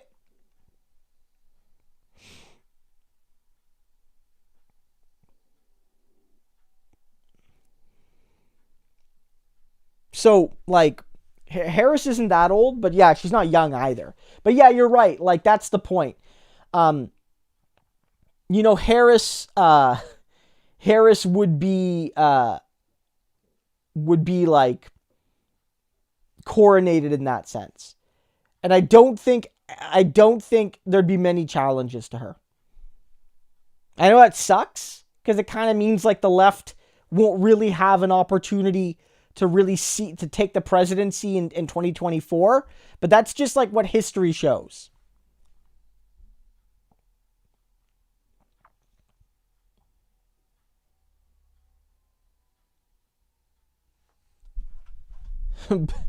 No horny posting.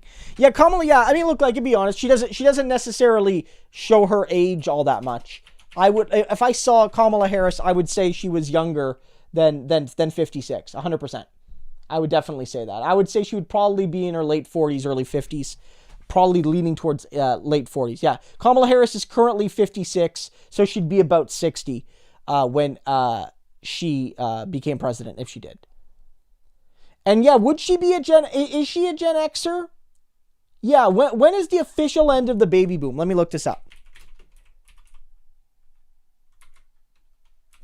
So baby boomers are anyone, the definition of the baby boomers is 1946 to 64. So hypothetically, Kamala Harris would still be a boomer. She would still be barely a boomer.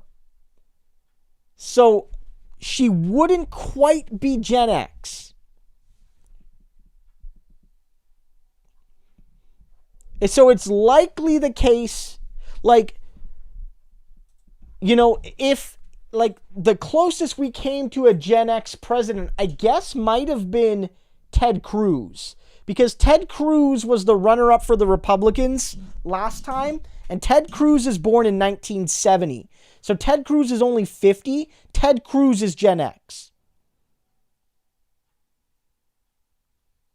Yeah. Well, no, like, David, that I don't know about, like, the cultural definition of boomer, but actually, boomer, in the United States at least, boomer is, like, the only officially defined generation, I believe, by, like, the U.S. Census. They defined baby boomer with a statistical definition of like 1946 to 1964, right?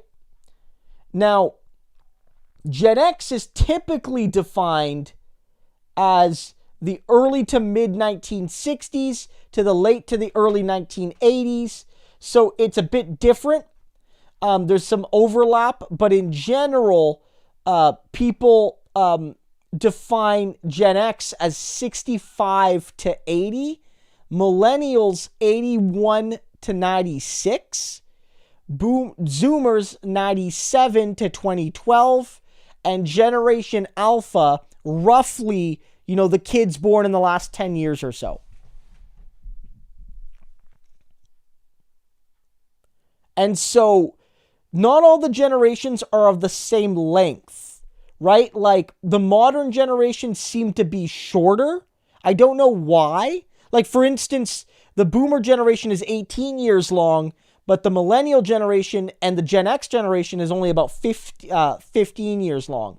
I'm not sure why that is, but that is like a, you know, that is something to kind of consider.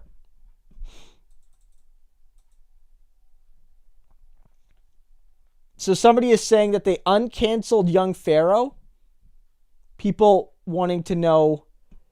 Okay, so for those who don't know, I did a video on this a couple days ago. Young Pharaoh is a black conservative who was invited to speak at CPAC, but he said crazy things about Jewish people in particular and other conspiracies. But he is a prominent Trump supporter, and so he was sort of invited. What he said got out, and he got canceled from the conference. And so apparently the conference is titled America Uncanceled. And so now apparently he's been uncanceled. So like he was canceled from the no cancel culture, cancel from the thing, and now he's not canceled anymore. Like, I'm not sure. I gotta see this. Let me see.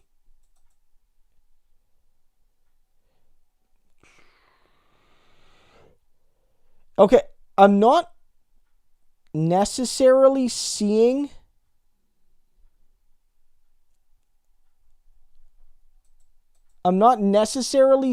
this story.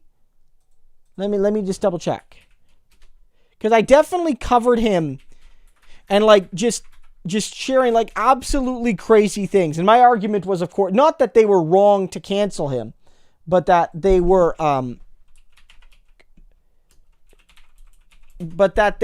that like maybe cancel culture isn't that bad, And in reality, it's just doing the right thing.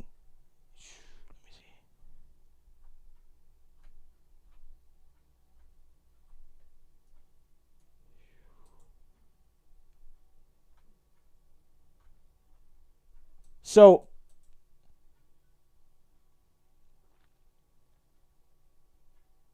I'm not sure. Yeah, I saw that too, but I haven't been able to watch it yet. And that seems like it's pretty breaking, and they're sharing like a CPAC. Oh, okay. It's a really misleading. Okay, the way it's written, is really misleading. Read it again, because I misread it too. It said CPAC uncanceled cancels young pharaoh. And so if you read the tweet in their thumbnail, it's the one I covered. And so they're going over the irony, which is that this conference about how cancel culture is bad canceled somebody, right? So they are just covering the story I covered. But to my knowledge, he has not been re-invited. I don't think that's happened. But that tricked me too. No, Ben Shapiro, don't worry about it. Don't worry about it. And thank you for the support. Justin Frederick is asking, will universal pharmacare ever happen under Prime Minister Justin Trudeau? No, almost certainly not. And we'll talk a little bit about that. That'll probably be our last story for the night. So for those who don't know, for those that don't follow Canadian politics, and just a couple things. One, tomorrow may be the first day I record my new Canadian politics podcast. We're still hammering out the details, but we might record tomorrow our first episode. I know a lot of people have been anxious about that podcast, so look for that. It should hopefully come soon. And this will probably be one of the things we talk about on that podcast. But in Canada, we just had a vote to implement a national universal pharmacare system. We don't have pharmacare in Canada. So for those people that want to know what Canadian healthcare is like, it is worse than what Bernie was proposing under Medicare for All. Bernie's Medicare for All is better than what exists in Canada, right? At least in the broad terms. You know, they're like, you know, of course, Bernie would have had to implement it, so you never know. But in the broad terms, the Medicare for All system is better than what we have in Canada. Here in Canada, for the most part, a lot of essential healthcare isn't covered. Samantha Sider says, can you uncancel the cancellation of the uncancellation? What? Like, bull? And so basically, and I've explained this before, but like, here's like a quick overview of like what it might be like to like, you know, get healthcare in Canada. So for instance, you are sick. You don't feel well. You know, you don't know what it is. So you go see your doctor, either a family doctor or a clinic, or you go to the outpatients or whatever. When you do that, you're covered. You do not have to worry about a bill from your doctor to go get checked out. You don't have to worry about that.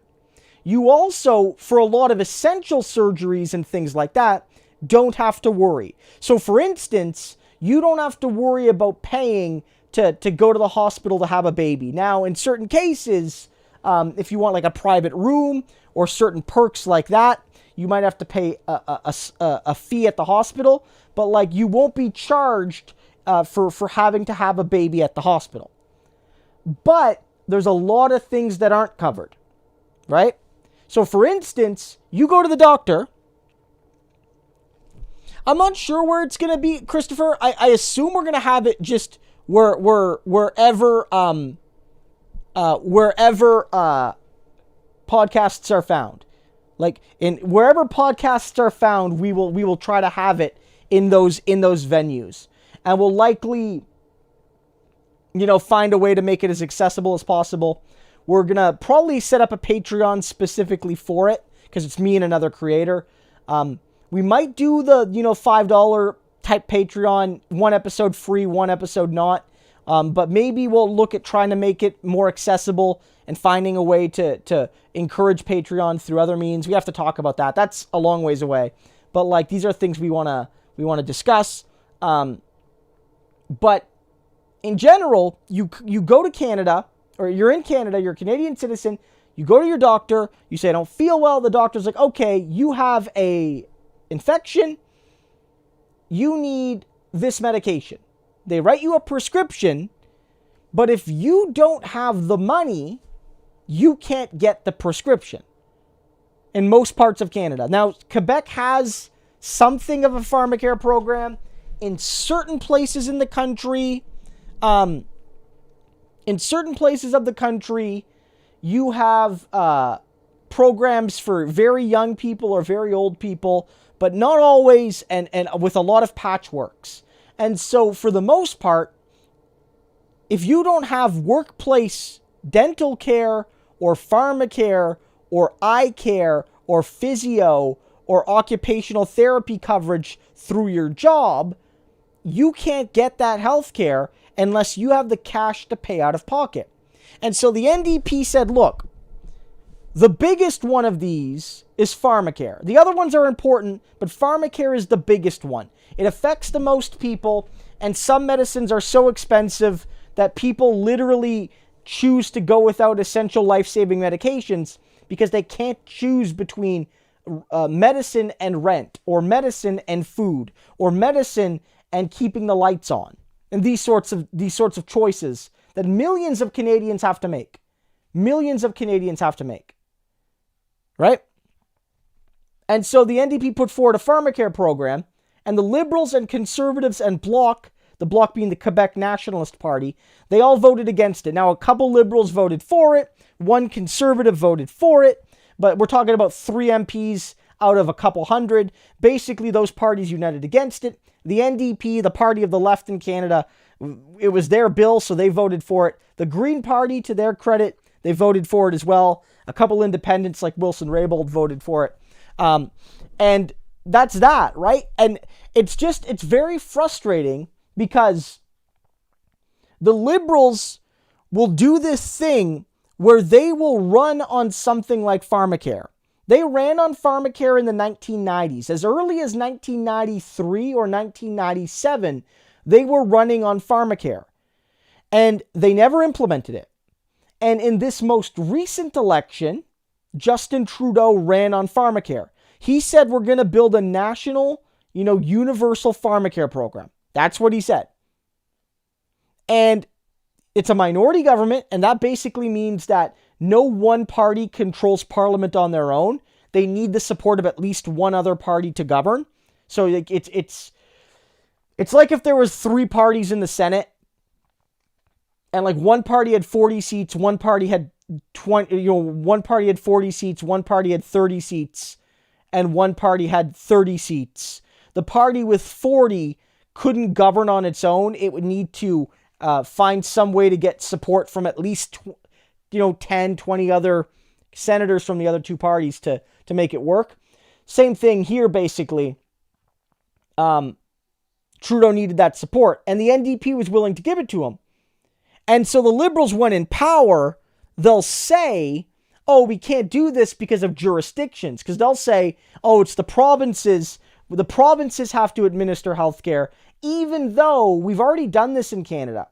Yes, it's true that in Canada, things like education and healthcare are predominantly run at the provincial level, but we have a federal Minister of Health, and we have a Department of Health, and we have a Canada Health Act to ensure that there's some base standard for the universal healthcare system, whether you live in Newfoundland or whether you live in British Columbia.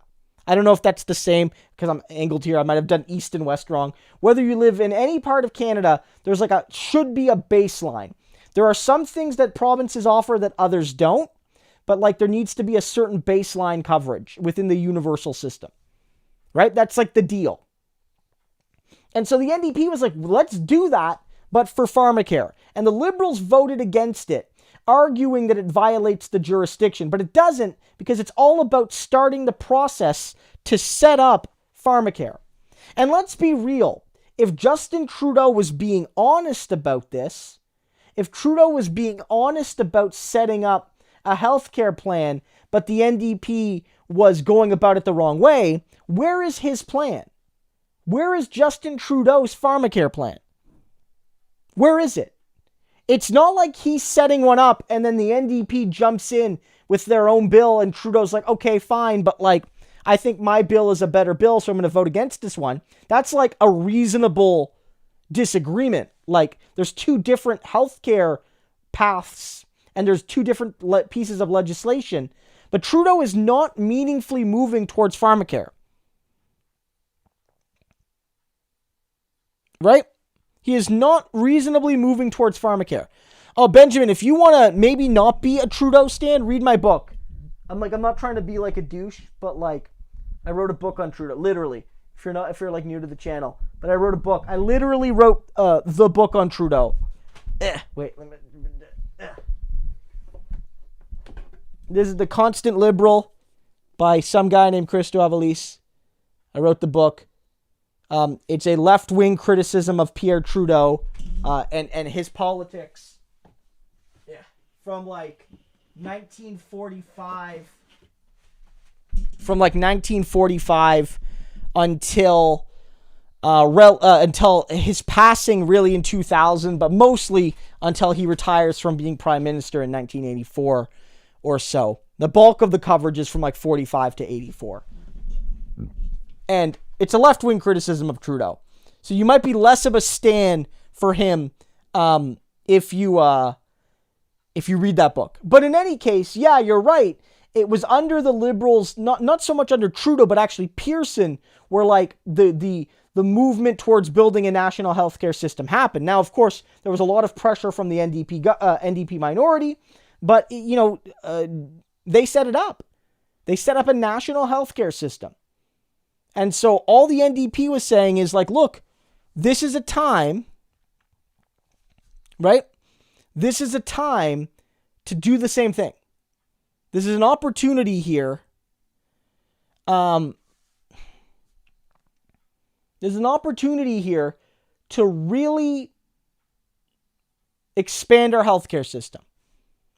An opportunity here to actually make real universal healthcare in Canada. And it isn't. It is not real in Canada. We do not have universal healthcare. Canadians will brag about their universal healthcare. It does not exist. If you go to the goddamn doctor and don't get a bill, but then get a prescription for something that you can't afford and therefore don't get better, that is not universal healthcare. It's not. It's not universal comprehensive healthcare. Elements of our system have elements of universality, but we do not have universal healthcare. We don't. Not anywhere close. Not anywhere close to universal. Doesn't include your eyes, doesn't include your teeth. Here in Canada, we say it doesn't include our luxury bones. Like these luxury bones, they're not included. You know? I don't know. It's one of those things. It's one of those things. We don't have it. And so we had an opportunity to get that done today. To really, for the first time, take a big step. It would have taken time because, yes, it will take negotiations with the provinces. And it could take some time to really set up a pharmacare program. But this would have been the first time ever that the federal government made it clear it is working to set up a pharmacare system coast to coast for every Canadian. So that never again do you need to have cash or rely on your workplace health insurance to get essential medication, which is what people have to do now in this country.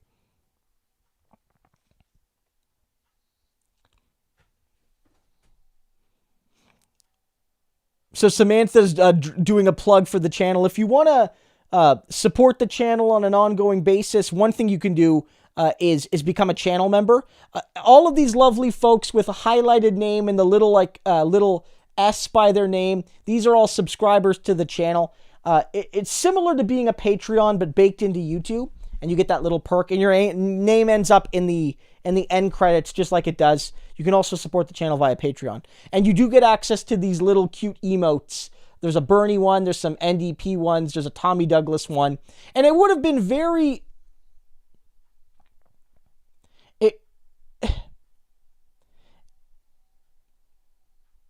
And it would be very... It would have been very poignant to do it today because it's like the 36th anniversary of Tommy Douglas passing away. Tommy Douglas died in 1986. He's widely acknowledged as the greatest Canadian and acknowledged as the father of Medicare. Of course, it's more complicated than that. He started Medicare in one of Canada's provinces before it went federal. But of course, he wasn't the only one to make Medicare happen. But he is one of the central figures of Canada's healthcare system. And he was always disappointed that it didn't get fully comprehensive, that it didn't include teeth, that it didn't include so many other things.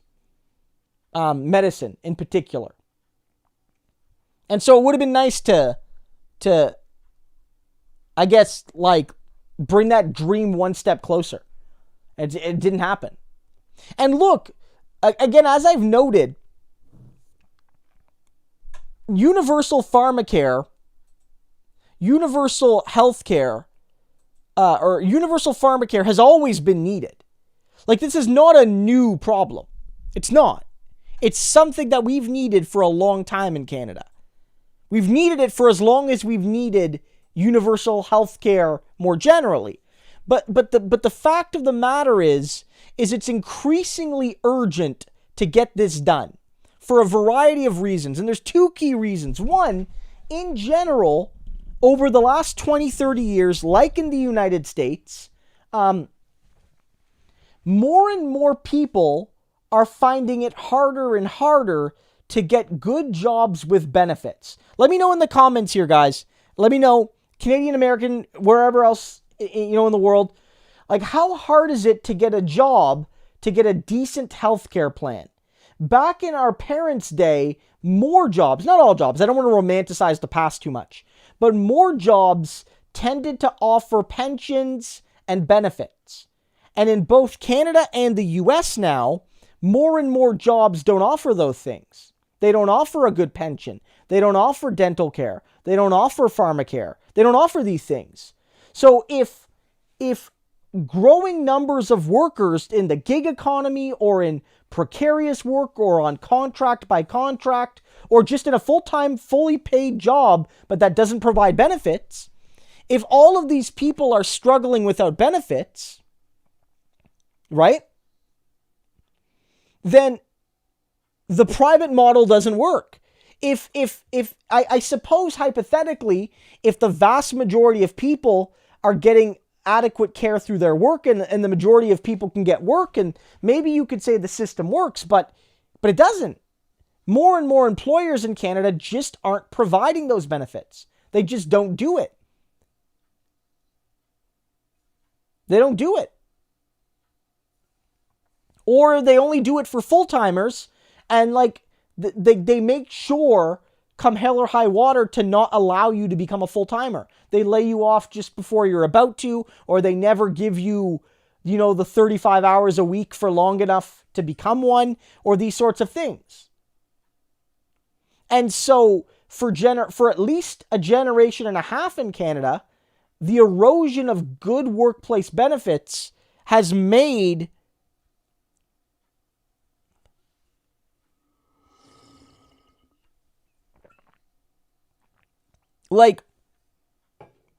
it has made these sorts of programs essential. Absolutely. It's made these sorts of programs essential. Even more than before. Koru is saying that, I had a decent benefit at my job but never had a pension. And that's another thing too. Some jobs have good benefits but no pension. That's a thing now. But there are plenty of people out there who work 40 hours a week, but they don't have a job that provides them benefits, so they don't get their teeth covered or their medicine. and they just have to go out of pocket. And often these jobs pay some lower amounts. So a lot of these people work minimum wage or slightly above it.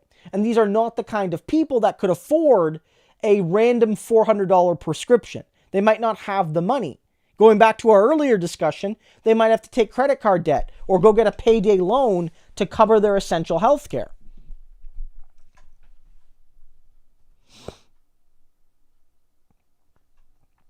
Well, yeah, and that's another great point, Missum. What is it?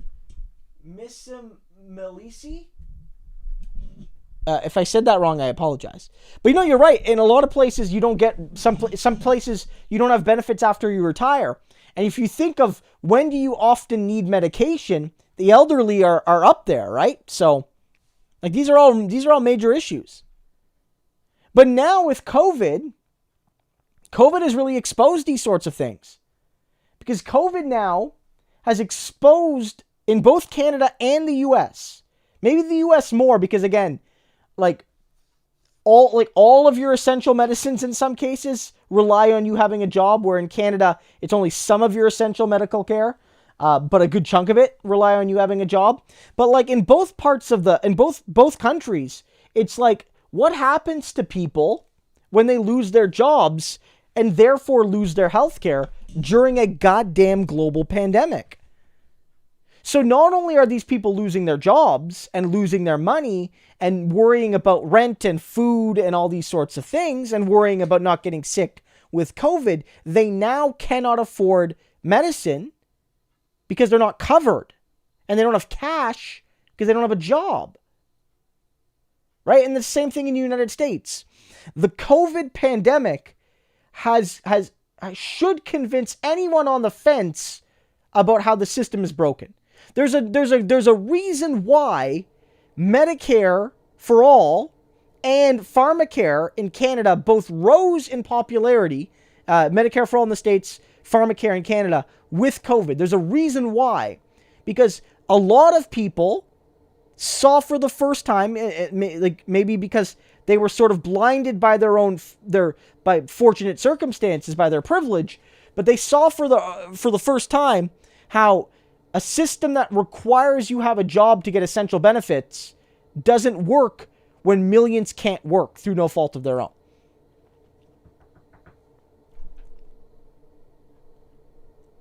So we got a few super chats here.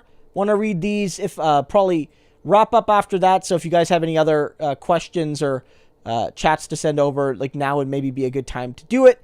It says here, Todd asks, who do you think was the most positive, effective PM Canada has ever had? Well, positives, those are different things, right? Because you can be effective in a negative way. You can be an objectively accomplished, successful prime minister, achieving objectives I would disagree with, right? That's a thing. But I think in general, the most successful prime minister, most effective one is probably Mackenzie King. I mean, in one sense, one of the jobs of being an elected official is to get elected and keep getting elected. I know that sounds cynical and tautological, but it's sort of true, right? In Canada, our prime ministers do not have term limits, right? There are no limits to how long you are allowed to serve as prime minister. You can hypothetically become prime minister at the age of 18, because there's no minimum age requirement to be our prime minister like there is to be a U.S. president, right? So you could become prime minister at 18 and then govern for 70 years until you die at the age of 80 something. Hypothetically. Never happened, but it's possible. And so there's been no prime minister that served more than Mackenzie King. Mackenzie King, prime ministers.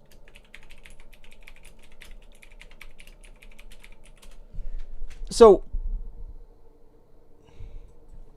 if you look here, prime ministers by time served, he beats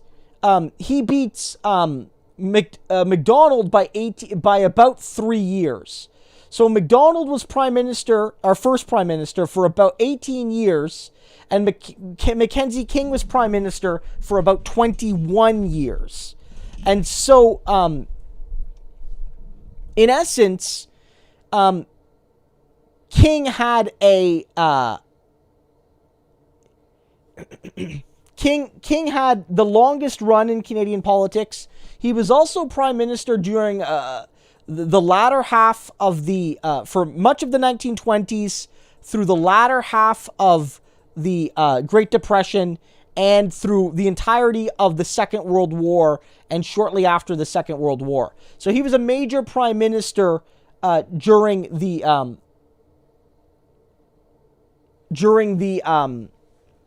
these really crucial moments in Canadian history. And he did help to sort of build the Keynesian welfare state, or at least started in Canada. I would say that he's likely the most successful prime minister. In terms of the positive reforms, you might say that it's Pearson. You know, Pearson was only prime minister for a few years, and he was only prime. Yeah, if you look here, Pearson was only prime minister for 4 years and basically for 5 years, for 4 years and 363 days. So he was only prime minister for a little bit longer than what a U.S. president serves one term as, and never had a majority government. So he always had to rely on other parties. But because of that, under his government, a lot was achieved. Universal health care really started. Things like the Canada Pension Plan and these sorts of things were created. There was the continued modernization of our immigration system to be less racist. That started under the previous government. That's where the new Canadian flag comes from.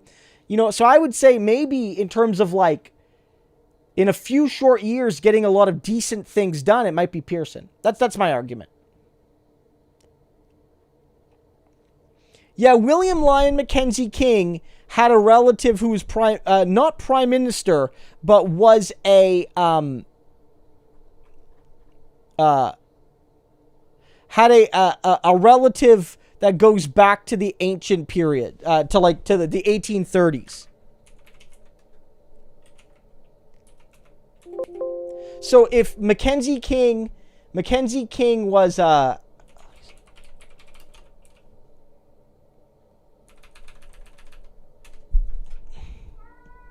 so if you look here,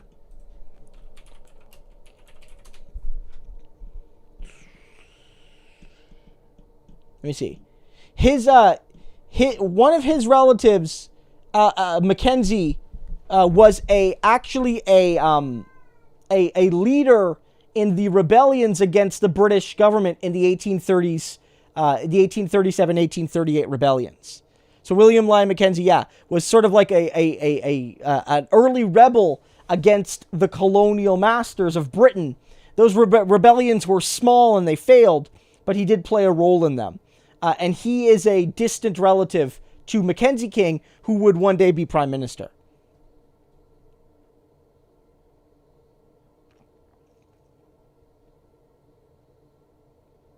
Yeah, people say, why don't we have trolls today? I mean, it's a bit of a smaller stream tonight. We only have, we had about 100 people here at max. I think right now, views are down for a lot of politics channels. My views have been down a little bit. I think it's a mixture of, people, coverage shifting to different topics and the YouTube algorithm adjusting. But also, people, I think, are chilling a little bit. They're tired. And so I think people are taking a bit of breaks. So I think viewership might dull for a little bit. And then people will come back ready to take more political content too. So Irene says there's a little Haya, is that like an angel or some kind of person coming out of a cloud saying Haya? I love the stickers, Irene. Thank you so much. And Sanwal asks, what is the NDP's position on BDS? I read somewhere that Andrea Horwath opposes BDS, as does Jagmeet Singh, which if true is extremely disappointing. Yeah, in general, I'm going to be honest. The NDP's position, and a lot of trolls, maybe it's a lot of Trump trolls are demoralized because they lost. And none of the conspiracies they had about about Q and these sorts of things even came close to coming true. So I think maybe a lot of them are still licking their wounds, but they'll be back. They'll be back at some point. It depends, right? Nothing in my title would necessarily attract trolls. So I'm not attacking conservatives. I'm not attacking Trump in my title or description. And so they might not find it. And if they don't find it, they can't troll it, right? That's another factor. No, look, in general, the NDP's position on BDS isn't good enough. It isn't good enough. Most NDP leaders like Horwath and Singh do not support BDS. For those who don't know what it is, it's boycotts, divesting, and sanctions. And it's a specific policy to use sort of economic protest against Israel to enact change in Palestine, to protect the rights of Palestinians in the territory occupied by Israel. And so you don't support Israeli businesses and these sorts of things. Similar tactics were used against South Africa as a lot of countries put pressure on apartheid. And I would suggest personally that Israel is an apartheid state. It's not an analog one-to-one to South Africa. Things are different between South Africa and Israel-Palestine. But the point is, these sorts of tactics have been used before. In general, the NDP's position is that BDS is bad because it's either ineffective or it makes Israel a unique bad guy when the situation is more complicated.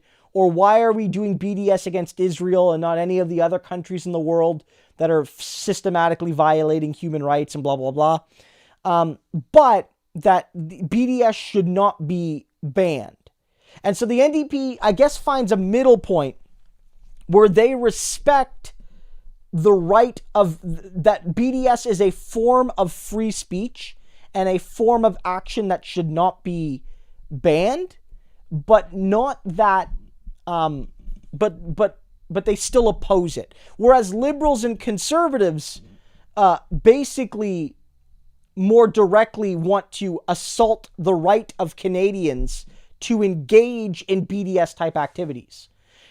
Right? If that makes any sense. Liberals are against it, conservatives are against it, and essentially, I think would, or at least in some cases are, moving to effectively criminalize BDS type activities, whereas the NDP is we largely don't support it, but support people's democratic right to that process. So, for perspective, if you look in Parliament, there are MPs in the NDP caucus that have been openly critical of Israel, generally on the left. And there are some NDPers, like Randall Garrison, that are very, very, very much pro-Israel. So our party is one of the few parties, actually, that has a debate on this. Most of the other parties don't have a debate on Israel. The conservatives and liberals are just utterly united in their sycophancy towards Israeli apartheid. They don't tolerate debate on the issue. In the NDP, there's a divergence. There are MPs and there are provincial MPs in Ontario that basically support BDS, but the party position is not in favor of BDS, which sucks because it's the right thing to do.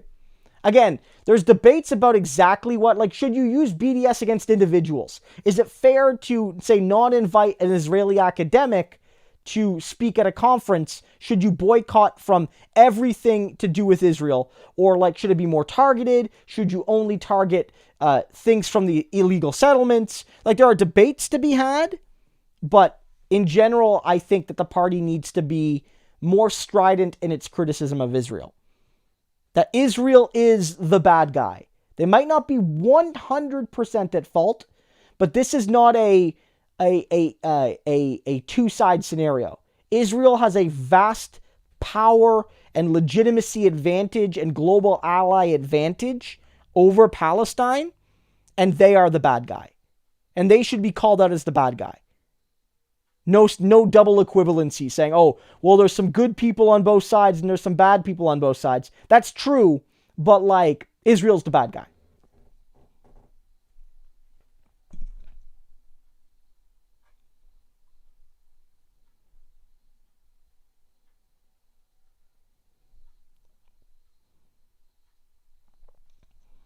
I mean, and I'm probably just gonna wrap with this, but Canada's weak on Israel. I think people are weak on Israel because, well, there's a whole variety of reasons. There's a historic tie between the Jewish left and the NDP, and that makes it difficult to separate those historical connections from the modern Jewish state.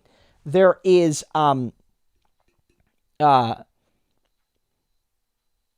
I think that there is a very well organized Zionist lobby in Canada. It is not ubiquitous. It does not represent all Jews, but they are very well organized and put a lot of pressure on politicians. And I think that maybe the perception is like it's a divisive issue.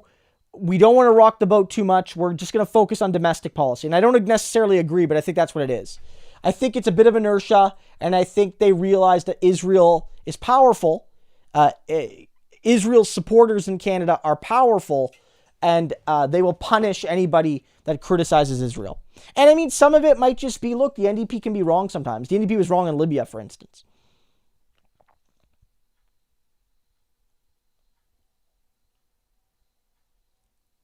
Yeah, they're like, the NDP is divided. I would say much of the grassroots activists are probably more anti-apartheid than the party establishment is.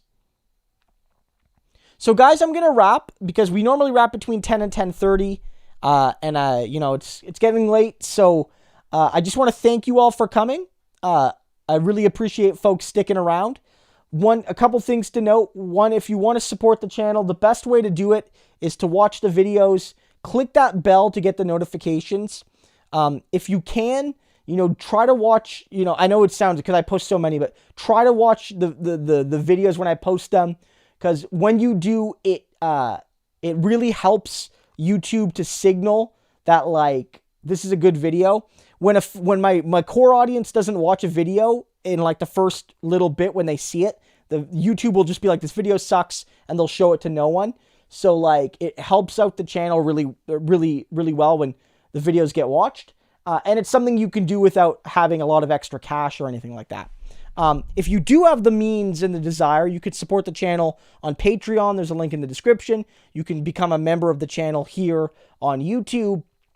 And also you can make a one-time donation on PayPal. Sort of like if you just don't, want to help the channel and just, not have to commit to a monthly schedule. A couple things before we go. For those that haven't yet, most of you have probably seen it. But for those who haven't, we have the, let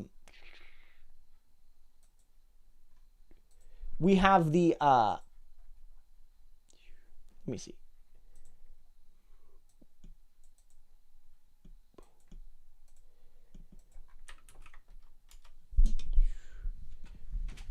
We have the stream, the Discord. So I want you to check that out. And beyond that, again, just thanks so much for spending your time with me tonight. It was a great stream, and I hope to see you all next week. Again, I do these every Wednesday night. I do these every Wednesday night, and I love having you guys here. And Sevdet, thank you so much, guys. It was kind of funny because last week Sevdet sent me a very generous super chat, but it was clearly a typo. And I actually said to him, like, if that's a typo, like, we'll figure it out. And luckily, let me know if there was any issues, Sevdet. It was removed from the list. But I just want to make sure that you were able to get your money back. But thank you so much for the support nonetheless. I very much appreciate it.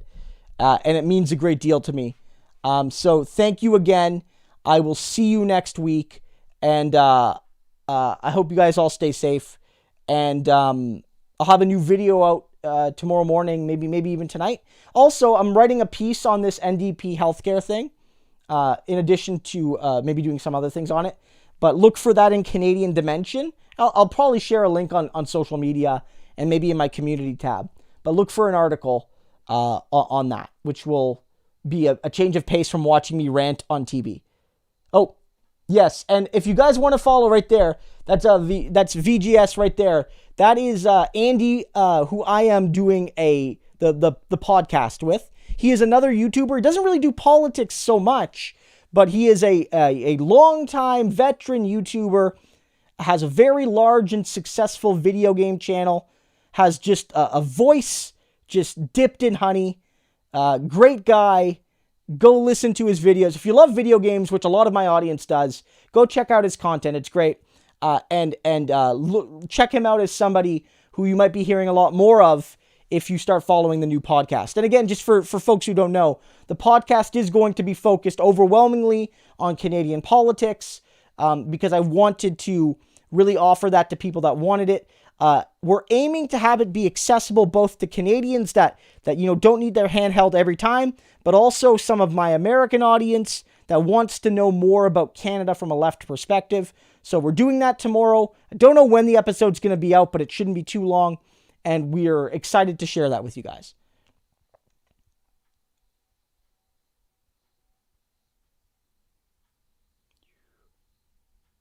Okay, guys. So kind, too kind. Christo's going to kill it in the podcast world. Guys, thank you so much. Everyone check out Andy. Have a good one, and we'll see you soon.